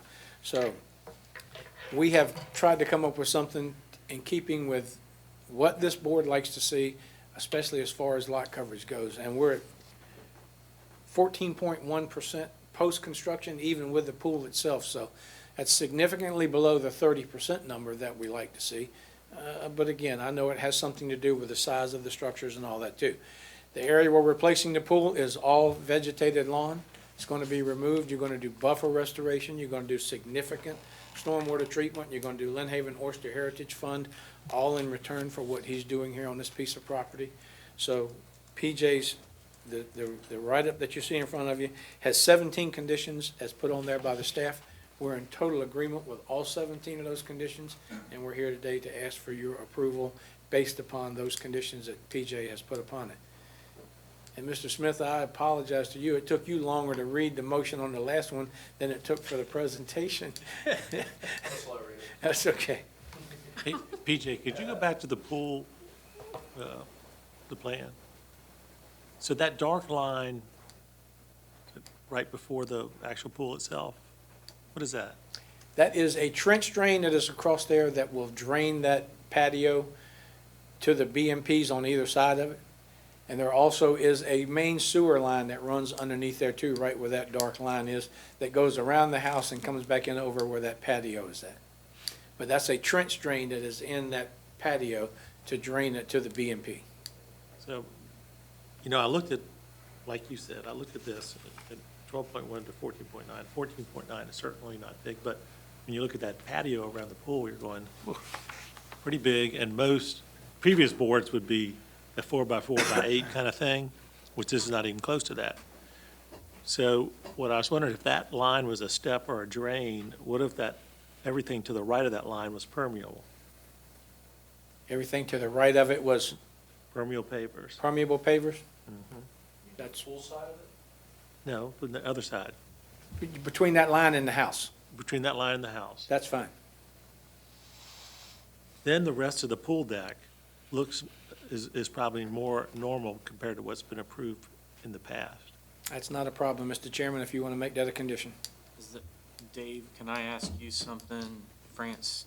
Is that going to undermine the steps and the walkway going to the steps, having a permeable system right there before you have that grade going to the steps? That's my only concern. I don't want to cause them a detriment. I think it's all flat there. I don't think there's a concern with putting permeable pavement in that area. Not a problem. I would be, Are we talking about the patio portion, but not the walkways, correct? right. Yep. Just from that trench line towards that. That's just a suggestion on my part. Question for you, Mr. Garrington. What, can you speak to the elevation of the pool surround versus the surrounding area? Hard to read on my exhibit, but it seems like we're doing quite a bit of fill on this peninsula to make this work. I don't know to my knowledge, there's not any inordinate amount of fill being brought in, Mr. France. PJ, do you see anything on the site on the plan that would? See less than 6 inches based on that. Here, Dave, this is the original. And then the current, where it's going to be. Okay, those are Mr. 13s around there. Okay. Okay, I'm good. 14 and You're good? 13. I'm good. Thank you. What do you Thank you guys very think about my idea? Mr. Chairman, if you wanted to include that condition about the permeable pavers in one of the conditions or make it a separate condition, either one is fine with us. Okay. Any other questions for Mr. Garrington? Thank you. I have one question. So this property also had a previous board approval, correct? And so I would like for you to further expand on why it's necessary to encroach into the 50-foot seaward, which is normally what I'm most concerned about in this type of. Well, there was a 95 variance for a room addition on the house that the builder or the contractor didn't think he even needed a variance, when actually he did. Then there was another variance on the property when the property was subdivided and other subsequent lots were created out of this property. So The only thing that we have that is in the seaward portion of the buffer on this piece of property is that set of steps that goes down, that accesses that patio that's on the upper right-hand side of this piece of property that you see.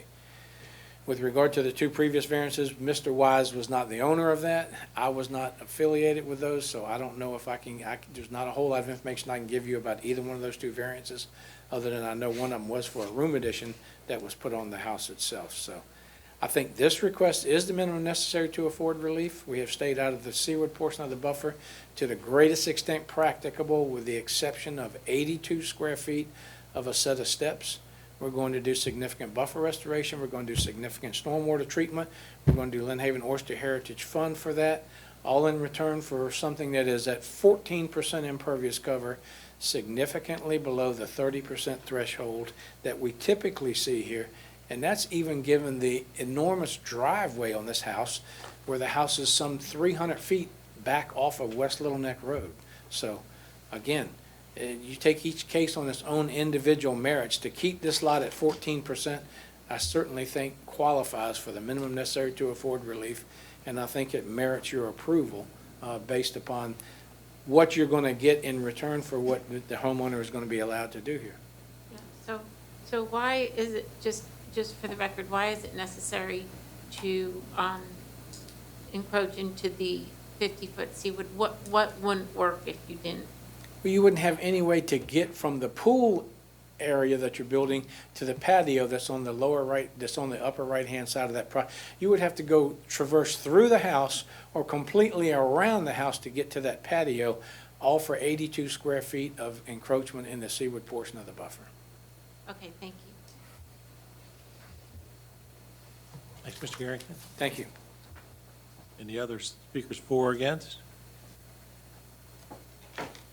Okay, discussion? I don't think it's a bad plan. I don't think we need to mess with the patio, even if they're willing, but that's just me. I think it's a good plan. I think it's minimal impervious. It looks bigger than it really is. It gives them an area to put they're not asking for like a deck and then a patio. They're asking for just one patio. They're completely surrounded by retention beds. Gives them an area to put a outdoor dining set out there. I really think, considering the neighborhood, if they'd done a little bit more elaborate on their drawings, we probably, like the previous one we saw, I just think we would have approved it based on if the surveyor did something a little bit differently or hash marked it differently. I think it's a pretty reasonable application. It's reasonable to be able to walk around your house and have a set of steps instead of a steep grass slope. I think it's a really good plan. Yeah,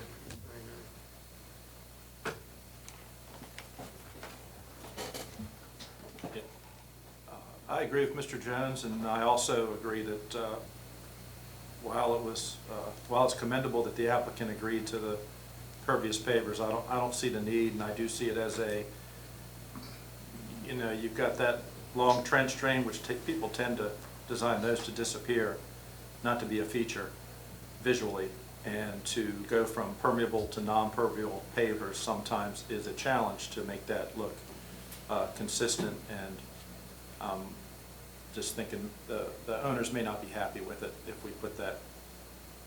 Sounds good on paper, but when you're picking colors and textures, sometimes it doesn't work as well as we'd all like it to. Further, they've surrounded the whole thing with a BMP. So, they're addressing the water quality issue. I think in a permeable paver, we still consider as as impervious, so, technically, so. I don't know, I'm willing to make a motion, unless there's any other comments. All right. Item number 7, Morgan Wise, 1333 West Little Neck Road. I move that the variance be granted with the 17 reasonable and appropriate conditions offered towards preventing the variance from causing and contributing to a degradation of water quality as provided in the staff report based on the findings required in section 110H of the CBPA ordinance.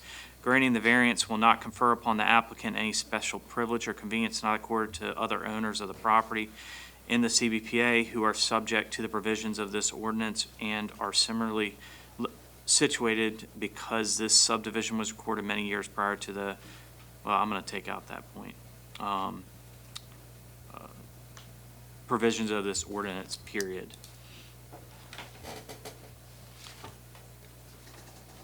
Since the enactment in 1991, numerous homes have been made with, have made similar variance requests. Therefore, the development of the lot with the proposed encroachments into the 100-foot RPA buffer does not convey a special privilege to the applicant, given the extent of redevelopment on adjacent lots within the neighborhood.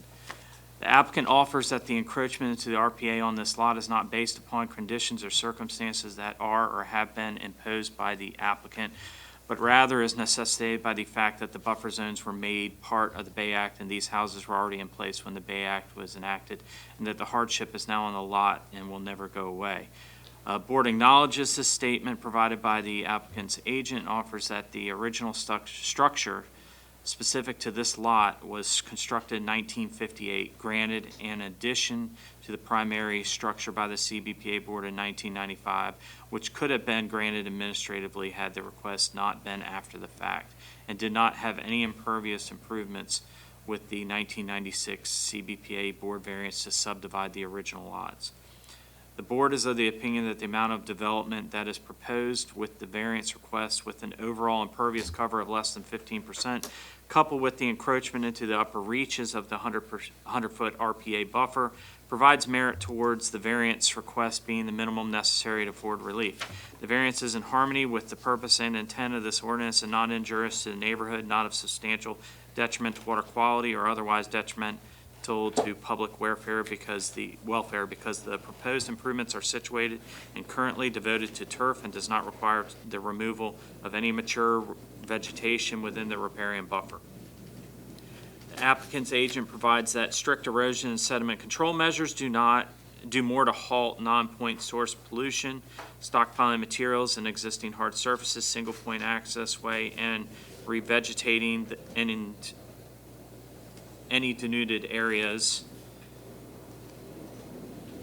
all help to limit pollution from entering the adjacent waters as a mean towards a no net increase in non-point source pollution load. The board concurs that providing needed maintenance to the preserved riparian buffer and mitigating with the installation of additional plant material into a riparian buffer both offers a management practice that aids in a no net increase in non-point source pollution.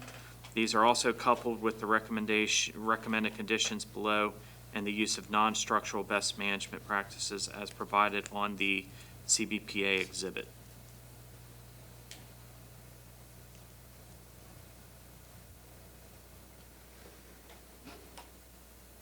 Can we get a second?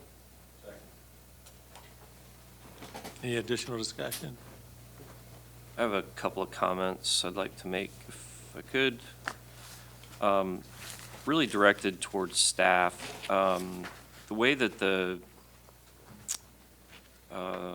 conditions are written, these new recommended conditions are in addition to the previous ones. And going back and looking at the conditions of the variance that was offered after the fact for the room addition, there were stormwater management BMPs that were supposed to have been constructed at that time.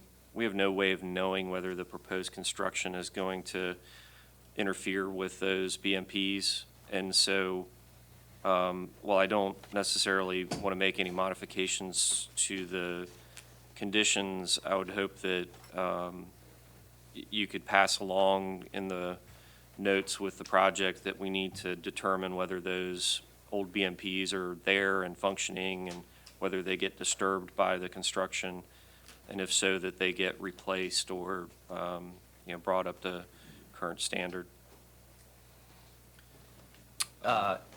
Yes, Mr. France, we've worked that into condition 2 on page 100. That speaks to the conditions of the existing CBPA variance, specifically the dry wells associated with the 1995 CBPA variance, that they have to be verified. And if they are not in and functioning as intended, have to be reestablished with these proposed improvements. Excellent. The other point I was going to make, and I support the application. I think that it's at less than 15%. It's consistent with what we're looking for. The subdivision did give me some pause, but when that subdivision was done, specifically, there were some meets and bounds descriptions for building envelopes that were created for the around the new lots, but not around the subject house for this facility, that we're talking about on this application. So while there were some restrictions that were placed very specifically on the other 3 lots out of the subdivision, those restrictions were not placed on this lot by the board. I think that left the door open to proceed with making some minor modifications to the site to modernize the house. So I think it's a good application, and I support it. All right, if there's no other discussion, I think we're ready to vote.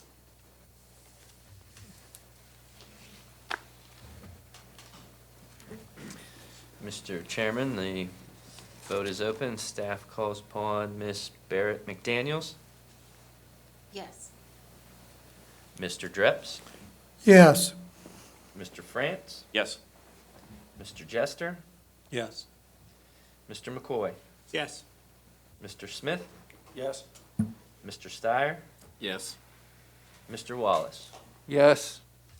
I'll give you a yes, too. Mr. Jones, Yes. I have you in here. By a vote of 9-4, 0 against, the variance request for Morgan Wise, located at 1330 West Little Neck Road, has been approved. Okay, Mr. Chairman, members of the board, and members of the staff, thank you very much. And Mr. Jester, I would like to also reiterate what you said about the staff in the first part of this with all the virtual meetings. They have had their hands full recently, and let's hope that in the future we can maybe get back to something close to what we consider normal. And I thank you all for your time. all right, so our last item. Yes. Show cause agenda item number 8, Freedom Operations LLC at 2809 Crusader Circle.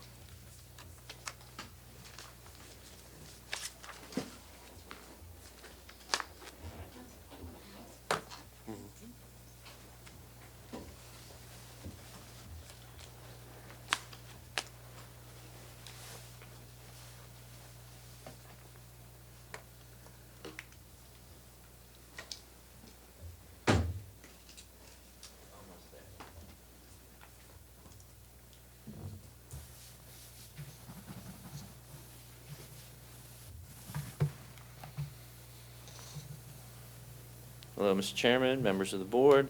So agenda item number 8 that you have in front of you, show cause item, as Mr. Jones said, regarding 2809 Crusader Circle. If our television crew would project staff's presentation, thank you. The subject lot that you have located off Crusader Circle is zoned I-2. The matter of noncompliance in front of you today is the construction of a building addition, storage building addition off the rear of the residence, which is located on the southern side of the property. In the site aerials, on the left you see 2018 and on the right you see 2020. Originally, this subject parcel was a marine construction site, representative of the aerial photography from 2018. On the left side of that lot, you'll see that this rear portion, or the 50-foot seaward buffer, was primarily storage. Compacted gravel, a lot of steel and container units associated with that business's activity and their need to store supplies. On the right-hand side, you see the aerial from 2020 and our current property owner and what they've done to the lot. And that has essentially removed all the compacted gravel associated with that storage lot, the containers, and a lot of the debris associated with that. This project was actually run through the city and was a redevelopment of this use or replacement of a tenant in conjunction with our economic development, and that was Freedom Operations.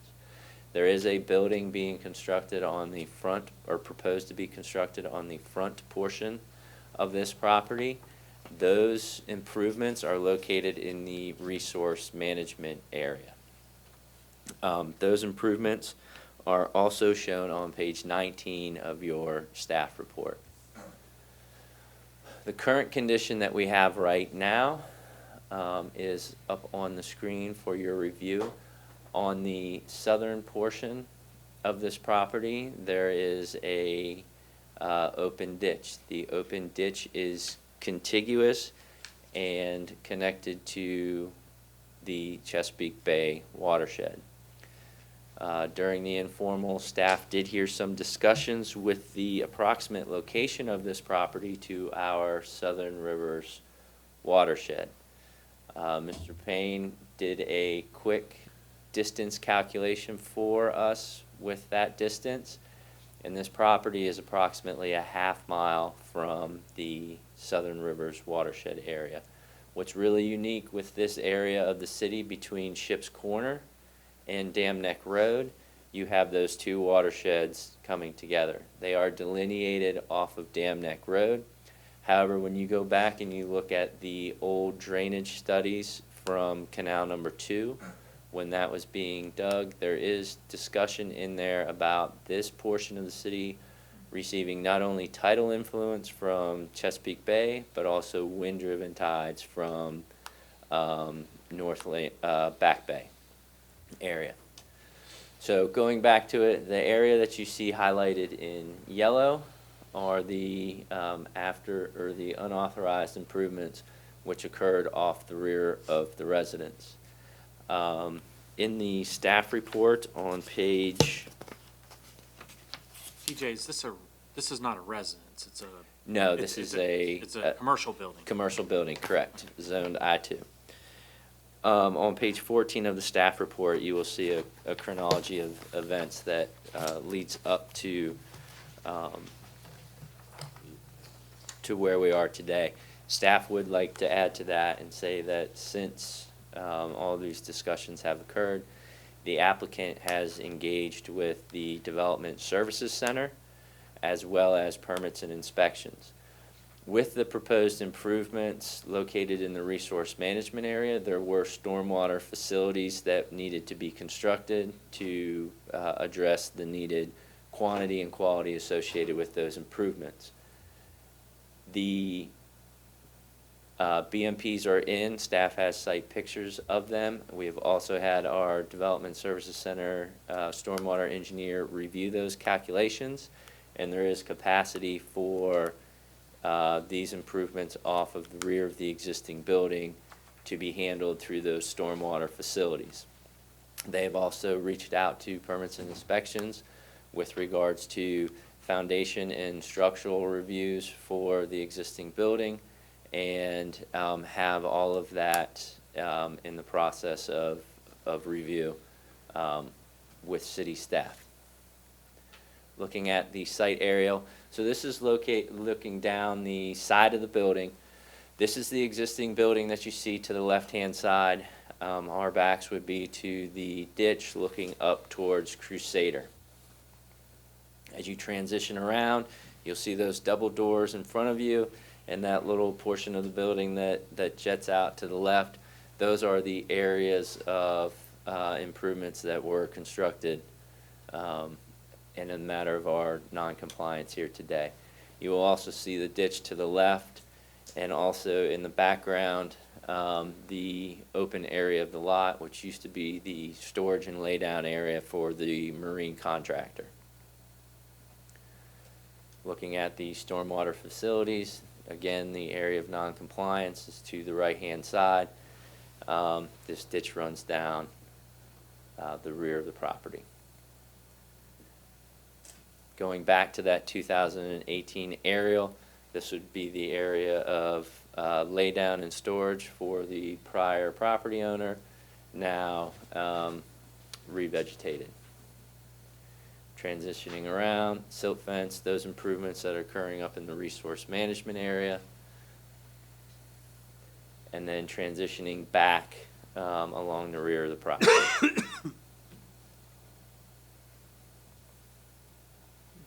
And with that, are there any questions for staff regarding this item?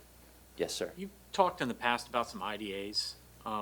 Why is this industrial area, and I mean, the amount of, crush and run and everything that was on there, this whole site was pretty much, I'm assuming, almost impervious to anything.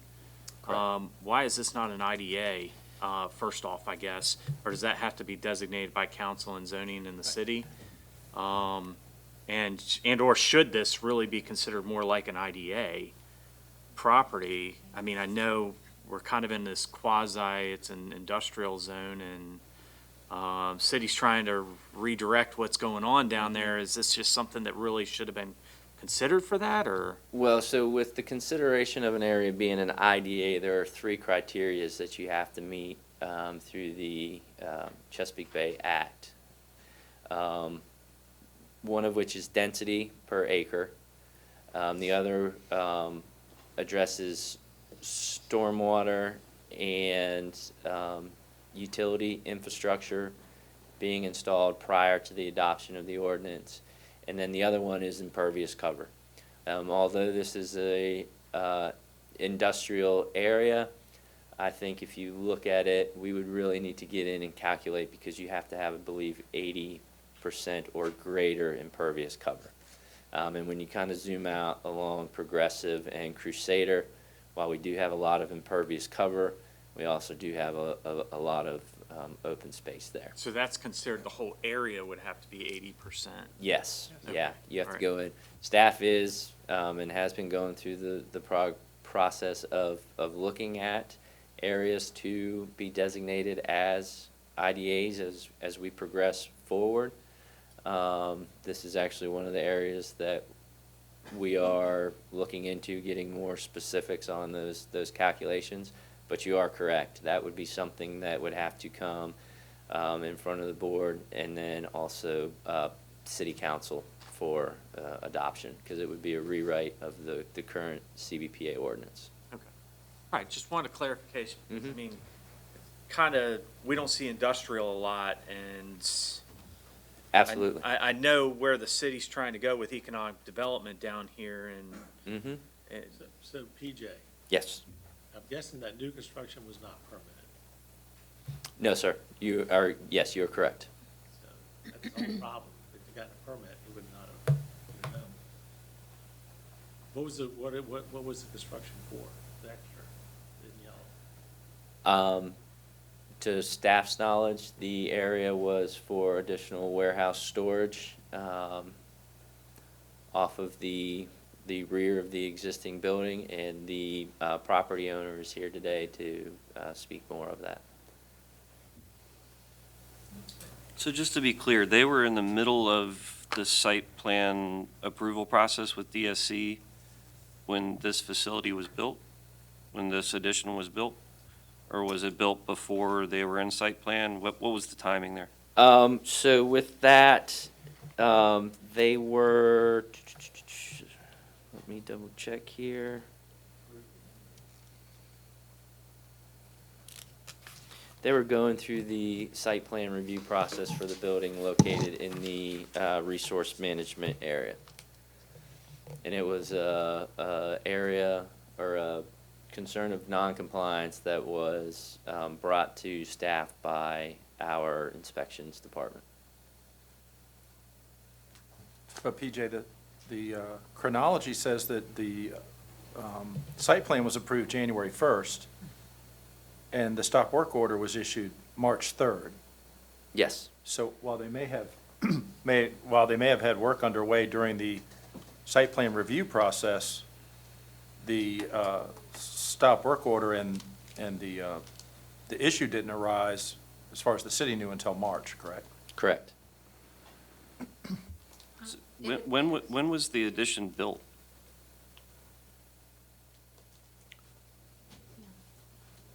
Prior to March. Was it built? It's on the Yes, site it was, plan, though, so it was long built before. prior to March, of specific dates. We do not know that. We just know that our civil inspections had visited the site, saw the activity, had reported it to staff. The reason why we're in March or it was done in March, and now we are in June, is because during the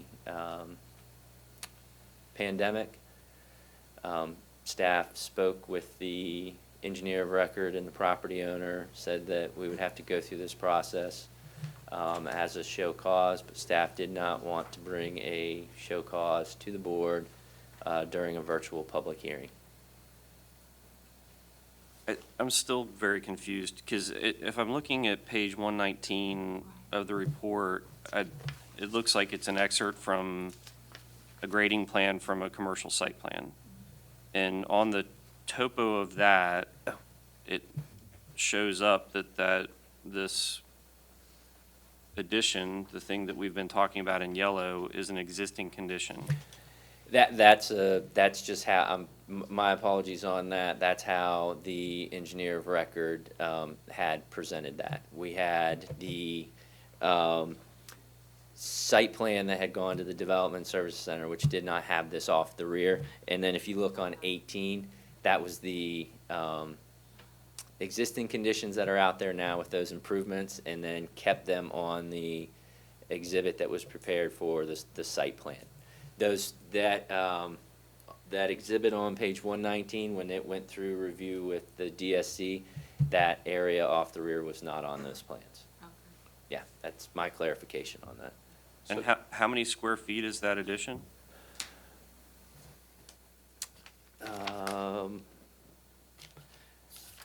I am going to have to look that up. I have it, but I do not have it written down in my staff report.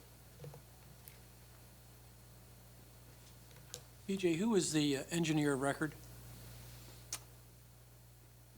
The engineer of record was NDI, Mr. Bill Ubelar. Okay. 'Cause I find it confusing also, the fact that it shows up but doesn't show up. So if what you're saying is that when it went through the DSC process, that addition was not included, but then it showed up afterwards. Well, that was Mr. Ubelar working off of staff's direction, because when we sat down with them to review the site photos, at that time, we told Mr. Ubelar, we will need the location of the area of noncompliance on the site plan. And then we will need to work with, like I said, the Development Services Center stormwater engineer regarding the capacity of the stormwater facilities out there, because when this was the marine contractor, they did not have any on-site treatment. The new building up in the resource management area generated that requirement through the stormwater ordinance. Told them that the square footage of the building we needed to verify fits in the capacity of the stormwater calculations that were provided to staff, as well as the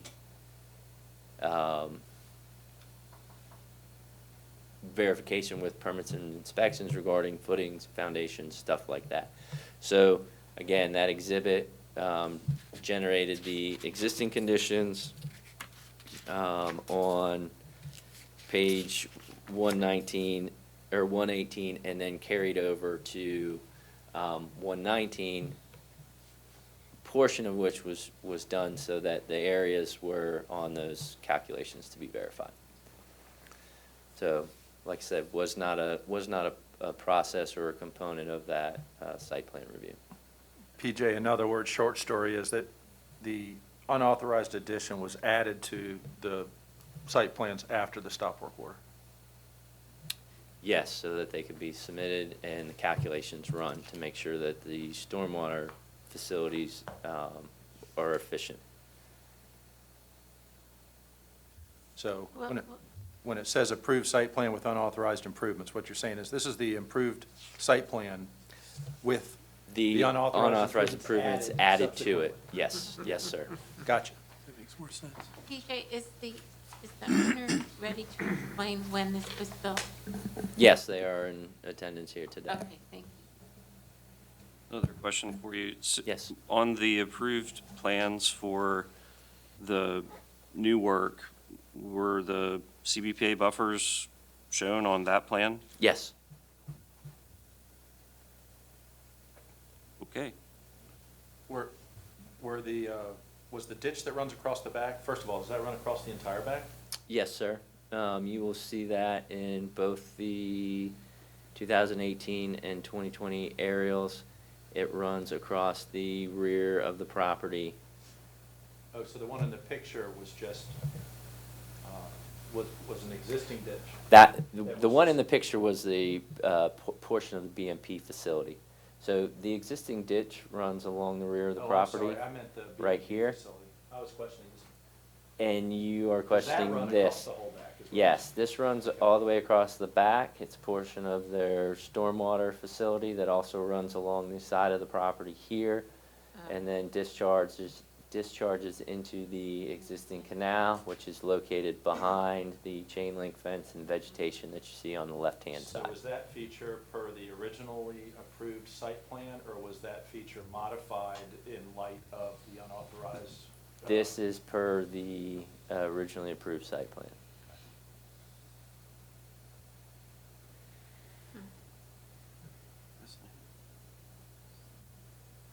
So, Mr. Smith, where you see that ditch is right approximately in this area right here. You can sort of see the coloration of it. Then you have the vegetation and chain link fence that occurs along the property line. And then outboard of that, you can see this open channel starting to form, comes down, works its way out to London Bridge Creek. Last of my questions, what caused permits and inspections to go out there to the site to discover this? Working off of the front of the property. Just ongoing cleanup work, or they're starting work on, they broke ground on the proposed project? Broke ground on the proposed project.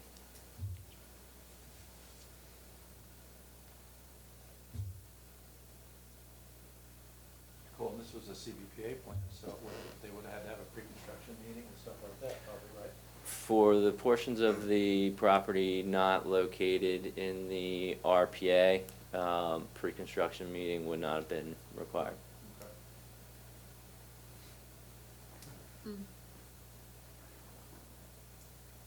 Let's hear from that.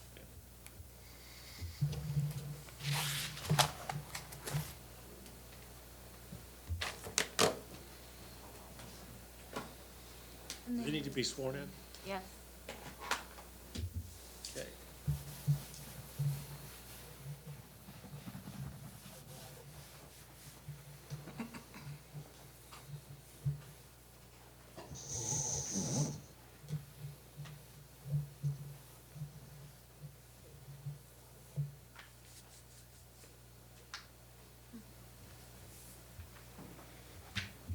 Good morning, Robert Brush, owner of Freedom Operations. Okay. Do you swear or affirm that the testimony you give today will be the truth, the whole truth, and nothing but the truth? I do. All right, well, thank you, PJ, for presenting that. Listening to the questions asked, we purchased the building or the lot in January of 2018. Our company is focused around providing training and products for law enforcement and military folks. I'm a retired Navy Master Chief. Started my business a little over 10 years ago, so we purchased this property with the intention of expanding our kind of business footprint in Virginia Beach. We employ about 50 veterans and law enforcement folks, military veterans, law enforcement folks. So the existing building that you see there, it houses all of our warehouse materials and things that we use to build training aids and such. It also houses our staff, some of our staff that goes out to different military bases and across the world, really to provide training for different parts of the military and law enforcement units. So what we needed to do was improve the area that's in question back there to be able to house a large mobile trailer that we use to take out to different training sites where we provide the training for folks. So you can't really see it here from the drawing, but or the overhead, but the kind of skinny section there towards the back of the property, that was added on by the previous owner. I'm not sure exactly when he added it on, but it's a large warehouse, and then it has a big covered carport. So the covered carport area wasn't really useful to us, so what I did was I added some concrete on the back side to the already existing concrete and close that in, so I'd have enclosed storage for this trailer. The additional concrete, I don't know if you can go back to that diagram. There you go. The yellow there that you see. So to the left of the yellow, the larger portion, that is just an extension of the already existing carport that was there, and then we enclose that area to house and environmentally control our trailer that's very custom built for some of the training that we provide at Fort Story and other places, other locations. And then there's just essentially storage that was added on. There was already an existing sidewalk you saw from the one picture. There was an air compressor back there. So we improved that, added some new concrete, and then covered the compressor to preserve it, because we run some air systems inside the warehouse where we fabricate some of the training aids and such. So really just a little bit of ignorance on my part as far as the line that's drawn there that goes through the concrete as far as what the RPA meant and what that was. I'm much more aware of it now, but that concrete was added to improve our business capability, and we just improved the back of the building and tried to clean it up. So what PJ mentioned about the new project that's up in the forward part of the lot, we've gone through the entire process for economic development, through the design process, through the DSC and the planning. It's all been approved. We've started construction on the new building. It doesn't really impact the existing. So we kind of have these two different buildings that are on the same lot. This was something that we added on or started adding on shortly after I purchased the building or the lot in 2018. And then we did this when the architect and the engineer were working off of the original plans, right, what it looked like from the existing site plan. This was something that I was adding kind of in the process of doing all of that, so it didn't get submitted with the original plan for the site when we were working on the other building that's being constructed now. So it kind of got lost in the progress that was underway as far as the new building that we're putting on the property, and it just was sort of an oversight. What happened as far as the inspector coming out was he remembered from some distant past that the carport area used to be a carport. And he started looking around and asked, if we had permitted the enclosure and the extra concrete, and I told him, no, we had not. We did it as an add-on to the existing building and didn't realize that it was required as far as the concrete in the back went. So that's how it kind of unfolded, to answer some of your questions. So.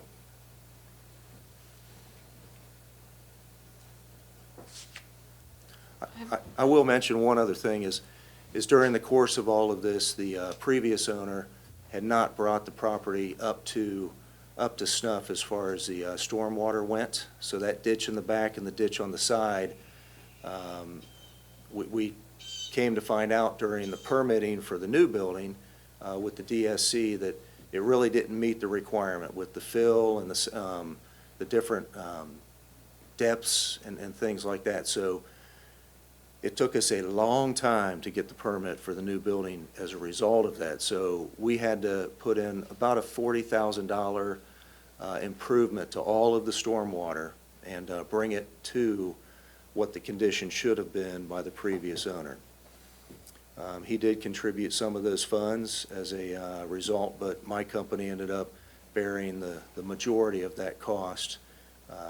Unbeknownst to us when we bought it, so we had to do it after the fact to make sure that we could use the property for what we had bought it for and intended to do with this. So our project is about a $2.5 million building that's going to be a very good improvement for this area and for this lot. So that's where we sit.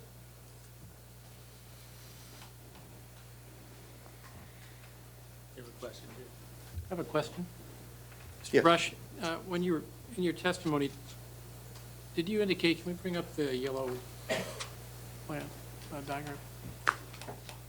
Did you say that the area in yellow was pre-existing concrete? Was there any concrete back there? There was some Add? concrete, yes, sir. There was about it was probably about a 5-foot wide concrete sidewalk and where the compressor sat Okay. that ran along the back of the building. There's a back door there as well. So let's see.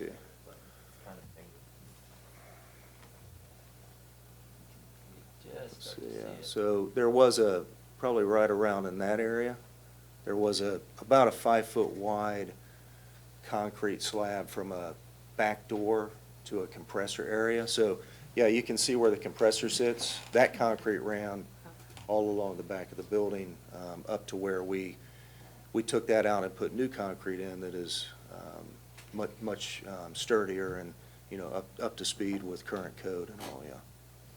And the area adjacent, was that crusher run? He had a variety of different materials for his laydown area. There was a lot of crush and run that was out in there, and we, during the process of getting that BMP right in the back, the stormwater area, that was all sort of regraded and redone and vegetation planted and things like that, yes, sir. But he did have a lot of crush and run out there, yes.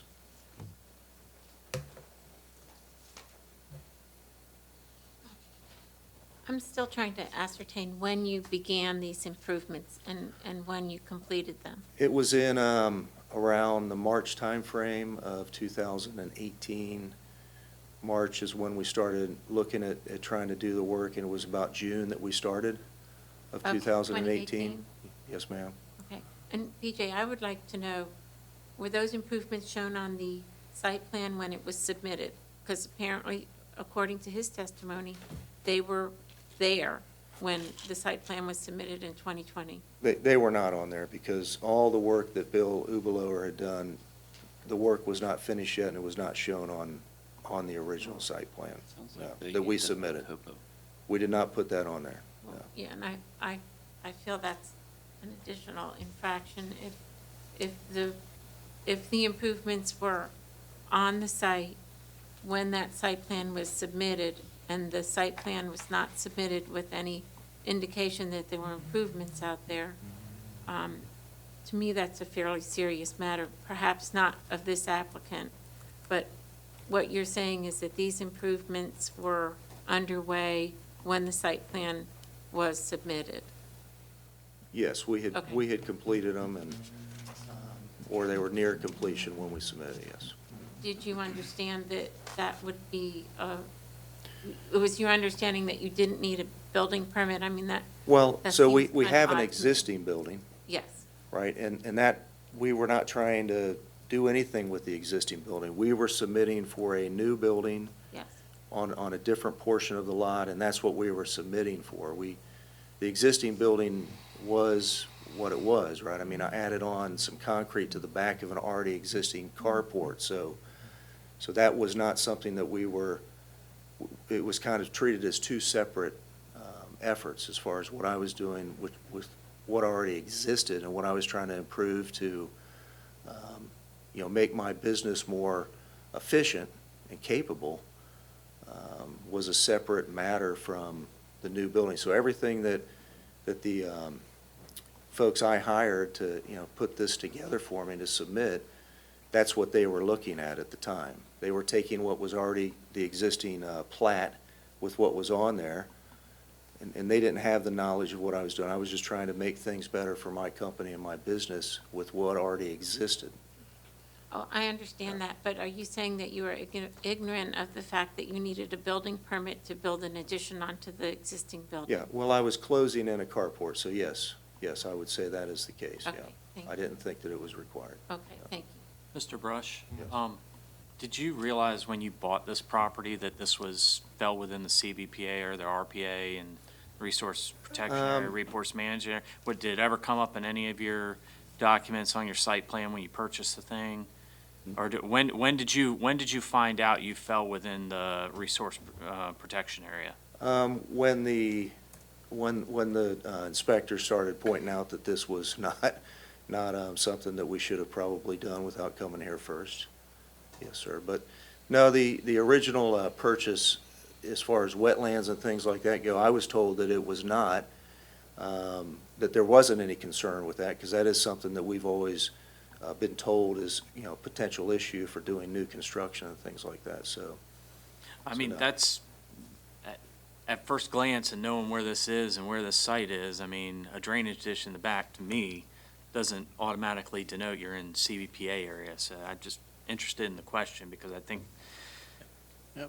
Well, I never think thought it's a that it major would be. point of whether this is a egregious violation or not.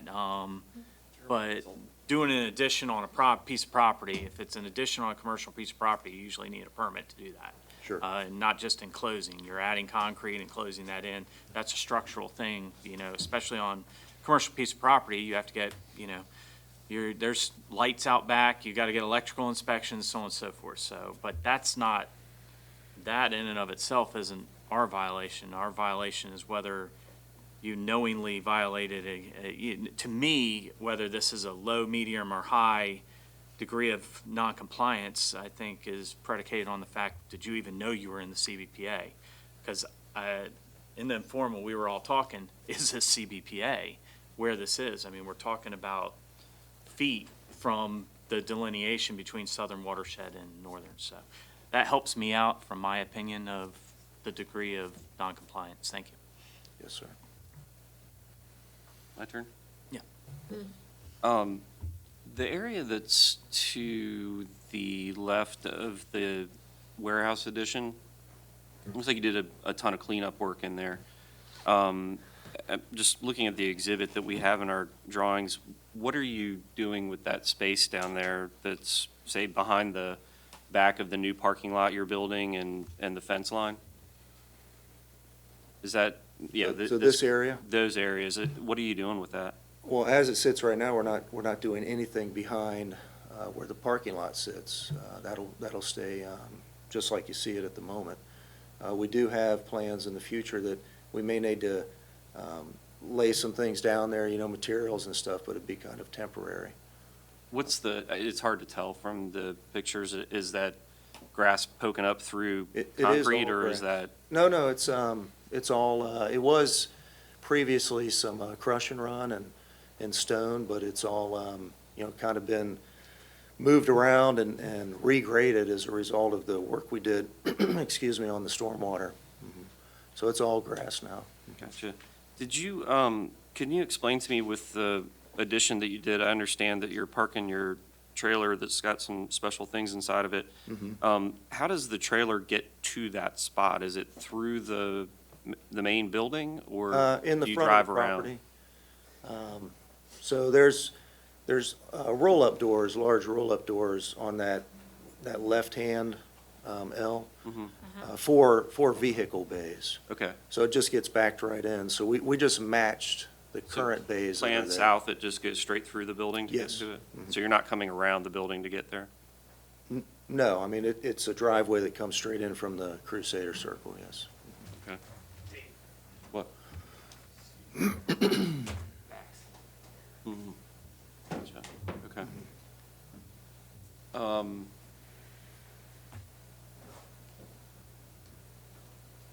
I don't have any other questions. Thank you. Sure.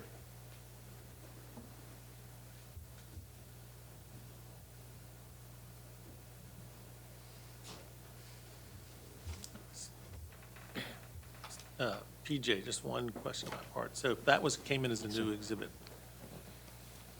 you would since it's all within, and there's plenty of land around it, you probably would have suggested not building right there, correct? We would have had it come in on the exhibit. It would have came to the board for a variance request. I'm just saying that if the applicant had met with you, what would your recommendation have been?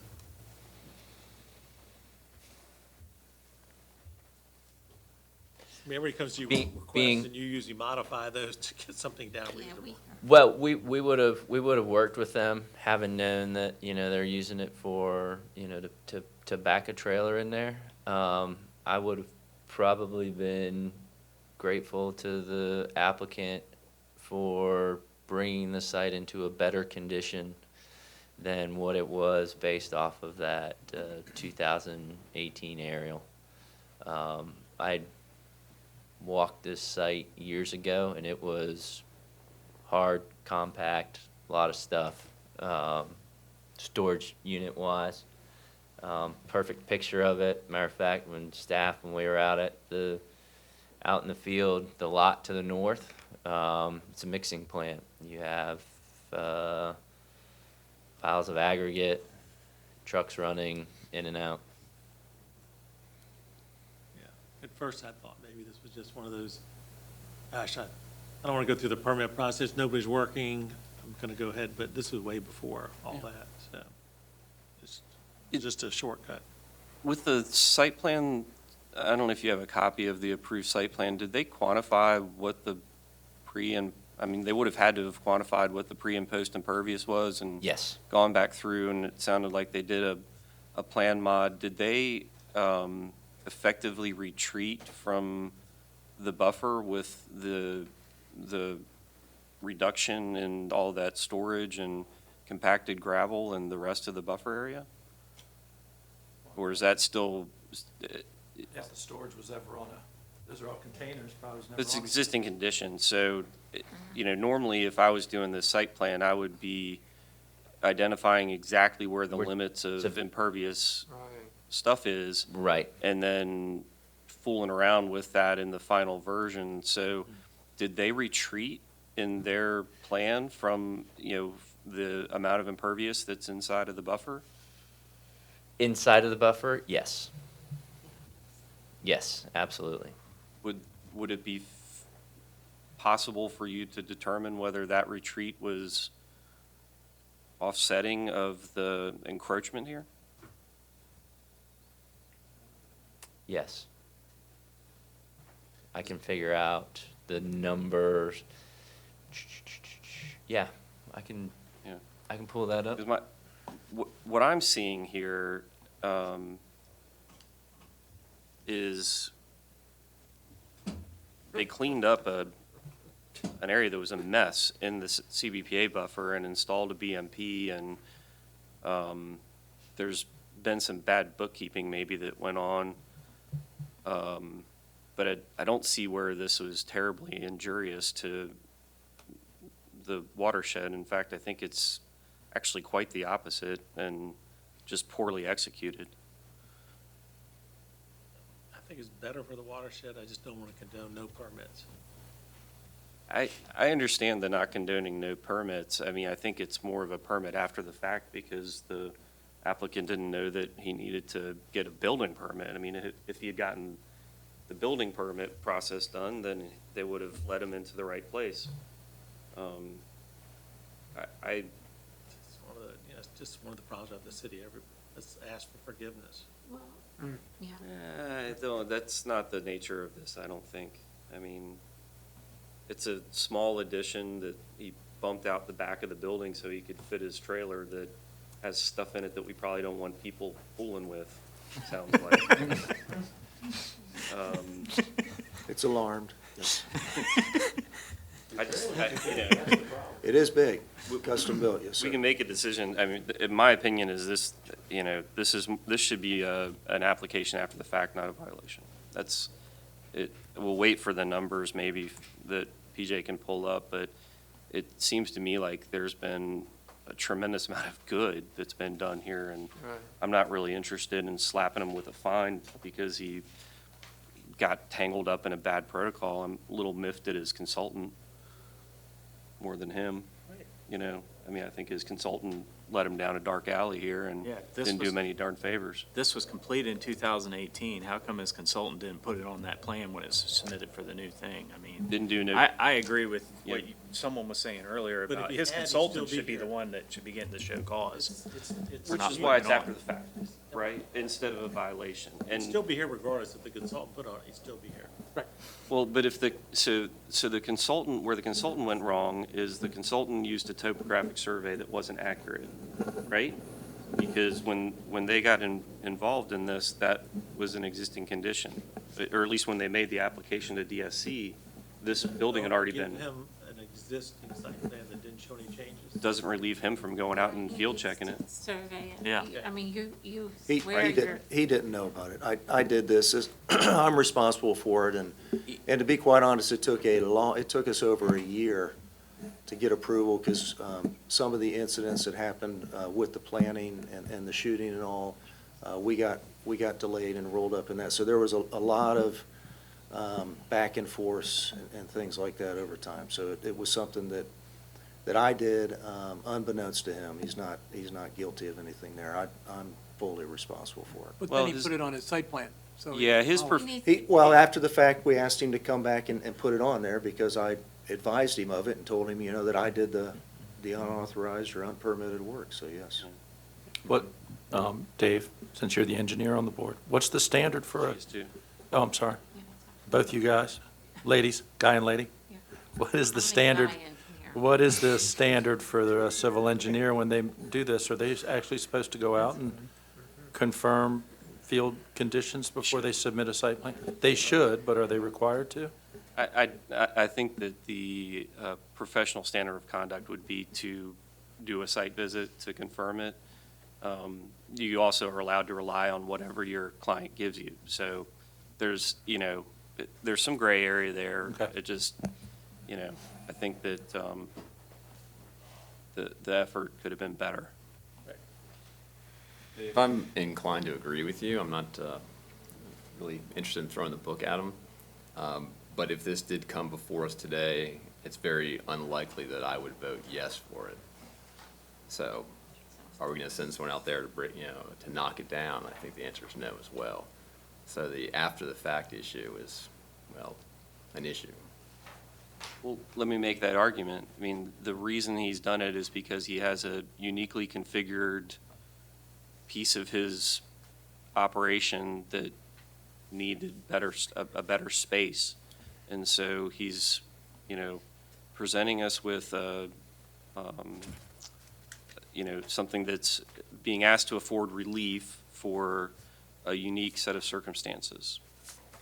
Well, And, staff has recommended- and retreating in the rest of this, the Ches Bay buffer looks like a retreat and a cleanup of a bunch of pretty intense industrial use inside that buffer. And so I don't know that it wouldn't get approved.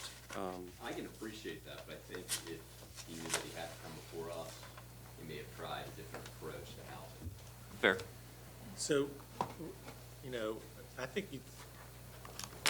water quality wise, we're ahead. Right. No doubt. But staff recommended high and low. You can make it low and low. Can you make it nothing and nothing?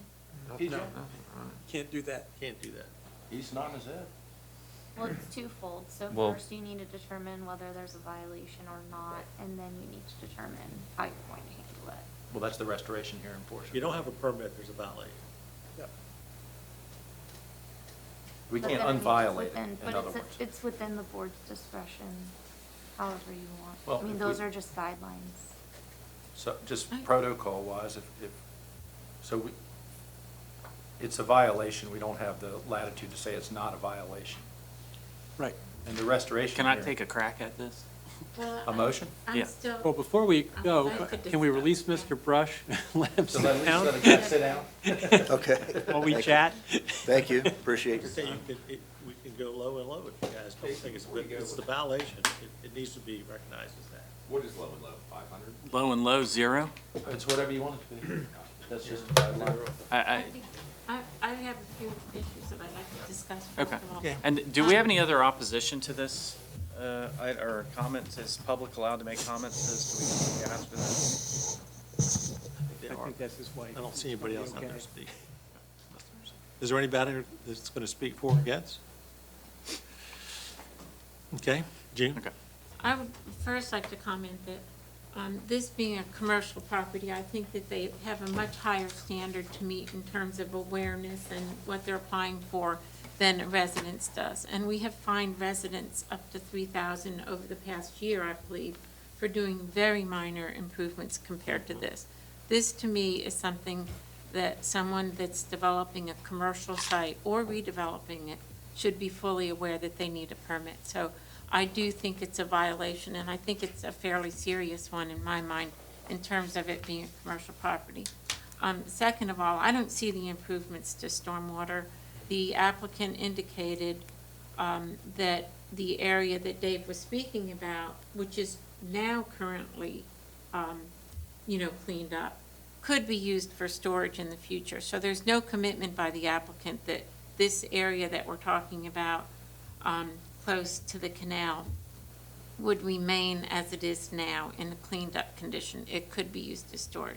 So I'd be interested in getting some type of commitment from the applicant that that area would not be used for storage, that it would be continued to be preserved as a portion of the buffer as it should be. And also, I think that had it come before the board properly, we might have at least heard why it had to be there and it couldn't have been moved over a little bit to the left as I'm looking at the site plan. So I do think clearly there has been a violation, and I'm not sure we have a commitment that would indicate to me that there's an improvement to water quality as a result of the cleanup, a permanent, improvement to water quality. He basically, he completed the work that should have been done in the first place in terms of the BMP that was required previously. I think I would like to hear what the site plan says to address that, though, because just based on the exhibit, it would look like the areas outside of the parking are in grass now, which would be a tremendously different and a huge retreat, and memorializes that that's not going to be impervious. So unless there's a site plan with calculations that shows that that area is going to continue to be impervious in the future, then by getting the site plan approved with that, it does commit them to not building or using that area for anything other than grass. So hold on a second. PJ, this is a show cause hearing. The restoration you guys can address all that stuff about what's the improvement's going to be, what's he's going to commit to, what he's going to do for the rest of the site at the restoration hearing. Right now, we simply have to say, this show cause, is this a violation, and what's the fine? And let's get on with that. And don't get into the debate of what he's going to do. So let's look at what our options are. I don't have the little sheet here that, the Well, I high and think- low. Yeah, you do. I do? I think Mr. It's in Jones the is, motion. Go back here. Yeah, they included I've got it right here. Little matrix thing is in here? He's holding it up. You want to make a motion? It was on Mr. Smith, it was on the draft motions that Mr. Jones has. He didn't get it to the kids' tables. Okay, degree of deviation, you got a high of 3,000 to 5,000, which is where staff has recommended. And environmental impact, they stay as low, which can be 0 to 1,500. So, When you connect the two, you're ending up with what range? you're ending up with a maximum of $6,500 or a minimum of 3,000.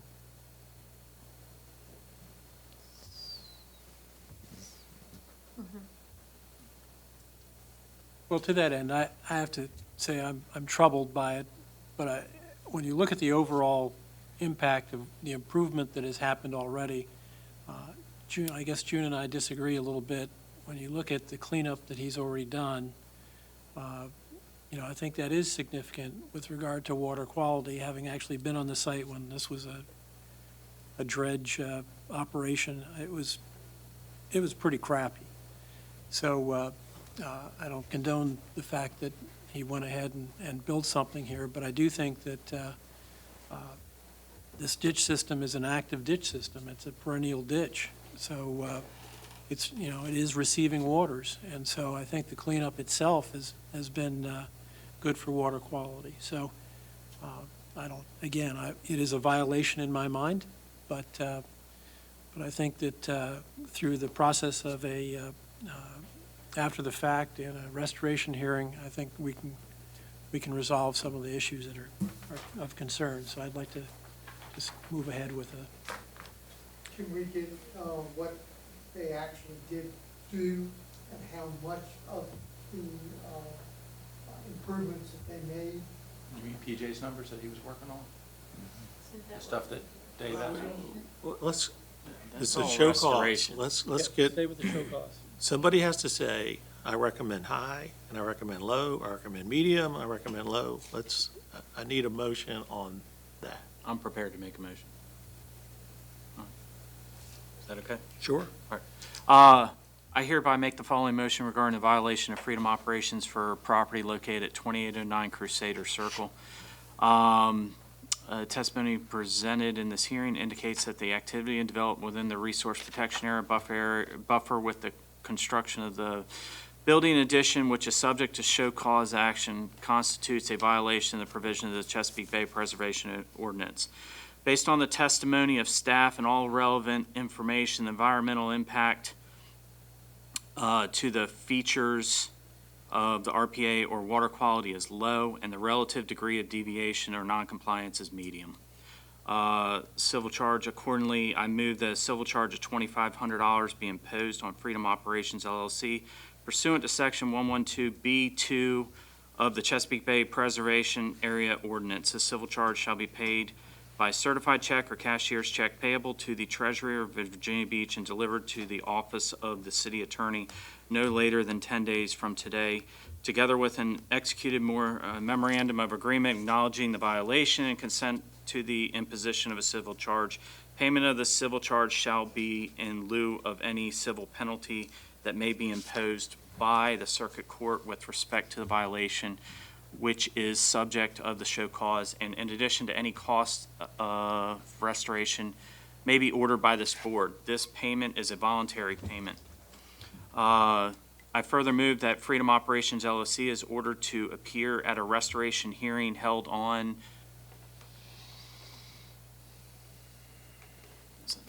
It's going to be the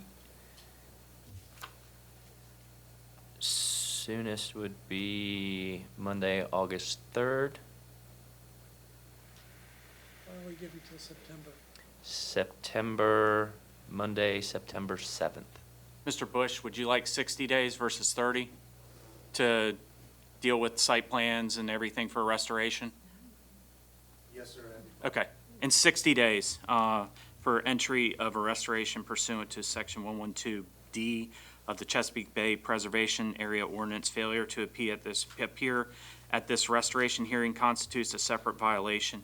In the event Freedom Operations LLC refuses to accept or fail to pay this voluntary civil charge as set forth herein, or fails to appear at the restoration hearing, the city attorney is hereby directed to institute legal proceedings against Freedom Operations LLC in the City Circuit Court of Virginia Beach, City of Virginia Beach, and to pursue any and all remedies available under the Chesapeake Bay Preservation Area Ordinance, included but not limited to civil penalties. Freedom Operations LLC may also file an after-the-fact permit request injunction with the restoration hearing, but the board makes no affirmative declaration that any portion of the illegalities will be allowed to remain. I'll make a personal comment after this. I kind of hear where everybody on the board's coming from, and I hope you heard that, Mr. Bush. I think we all can see the level of improvement you have made to this site, but there has been a violation. And I do agree with Dave and June that I think there's a little bit higher level of expectation when it comes to commercial development and getting site plans and getting the proper permits when you're doing a commercial development and construction. So we've got a few questions that I think you've taken notes and heard of for the restoration hearing, and look forward to seeing your plans. Thank you for your service, and thank you for your continued service, but, we got to go through the permit process, unfortunately, so, yeah. Do we have a second on the motion? Second. Any other discussion? Yeah. Question for Mr. Scully. Yes. Why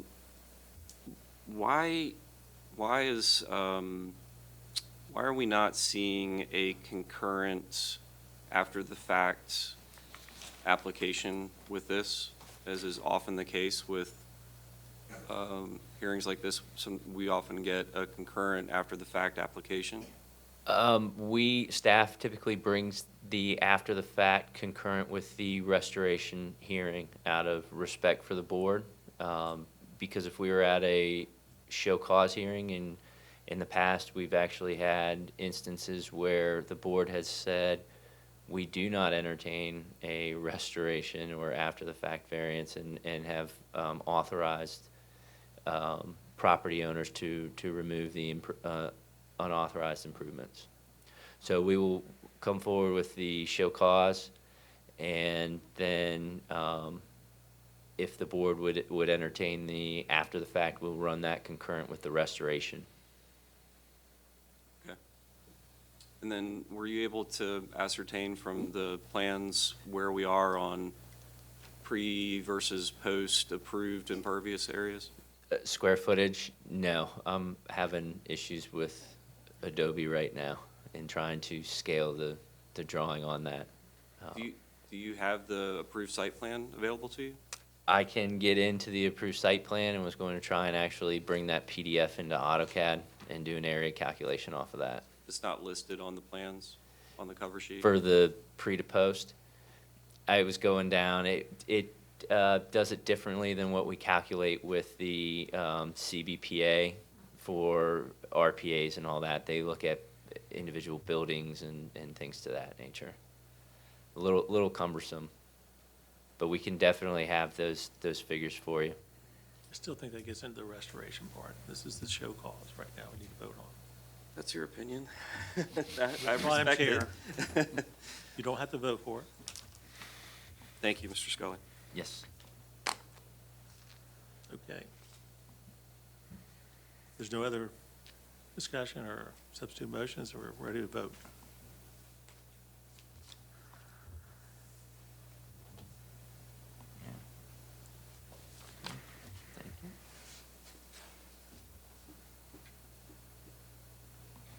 PJ? Oh, yes, sorry.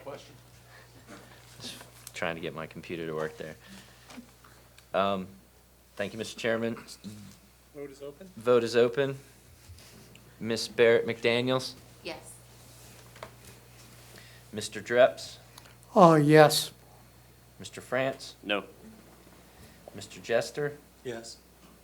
Mr. Jones? Yes. Mr. McCoy? Yes. Mr. Smith? No. Mr. Steyer? Yes. Mr. Wallace? No.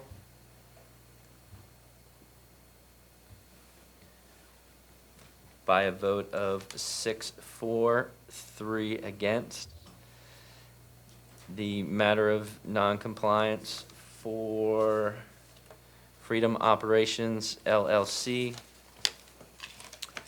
located at 2809 Crusader Circle, has been found. The relative degree of deviation of noncompliance has been found as low. The environmental impacts has been medium, or reverse, I'm sorry. The degree of deviation has been medium, the environmental impacts as low, and a civil penalty of $2,500 ordered by the Chesapeake Bay Board. Pursuant to section 10.1, 2109E of the Code of Virginia 1950 as amended in Appendix F, section 112B of the Code of the City of Virginia Beach, and a majority vote by the present quorum of the Virginia Beach Chesapeake Bay Preservation Area Board on June 22nd, 2020, you have been found in violation of the Chesapeake Bay Preservation Area Ordinance. The CBPA Board has voted to institute a civil charge against you for this violation.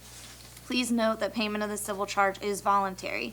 There is no appeal of this action. If you dispute this fine or elect not to pay it, the Virginia Beach City Attorney's Office will file suit against you for this violation in the Virginia Beach Circuit Court. If you choose to accept the imposition of this voluntary civil charge, please submit payment in full in the form of a cashier's check or other certified funds to the City Attorney's Office. The Office of the City Attorney is located on the second floor of the City Hall building across from City Council chambers. You must submit payment within 10 days of this hearing. As City Attorney, I will be providing a letter to you detailing this information. That letter will include a memorandum of agreement, which is to be signed and returned to my office, along with your payment for the charge. Please feel free to approach me to address any questions or concerns you may have. Okay. I think our meeting's over. Yes.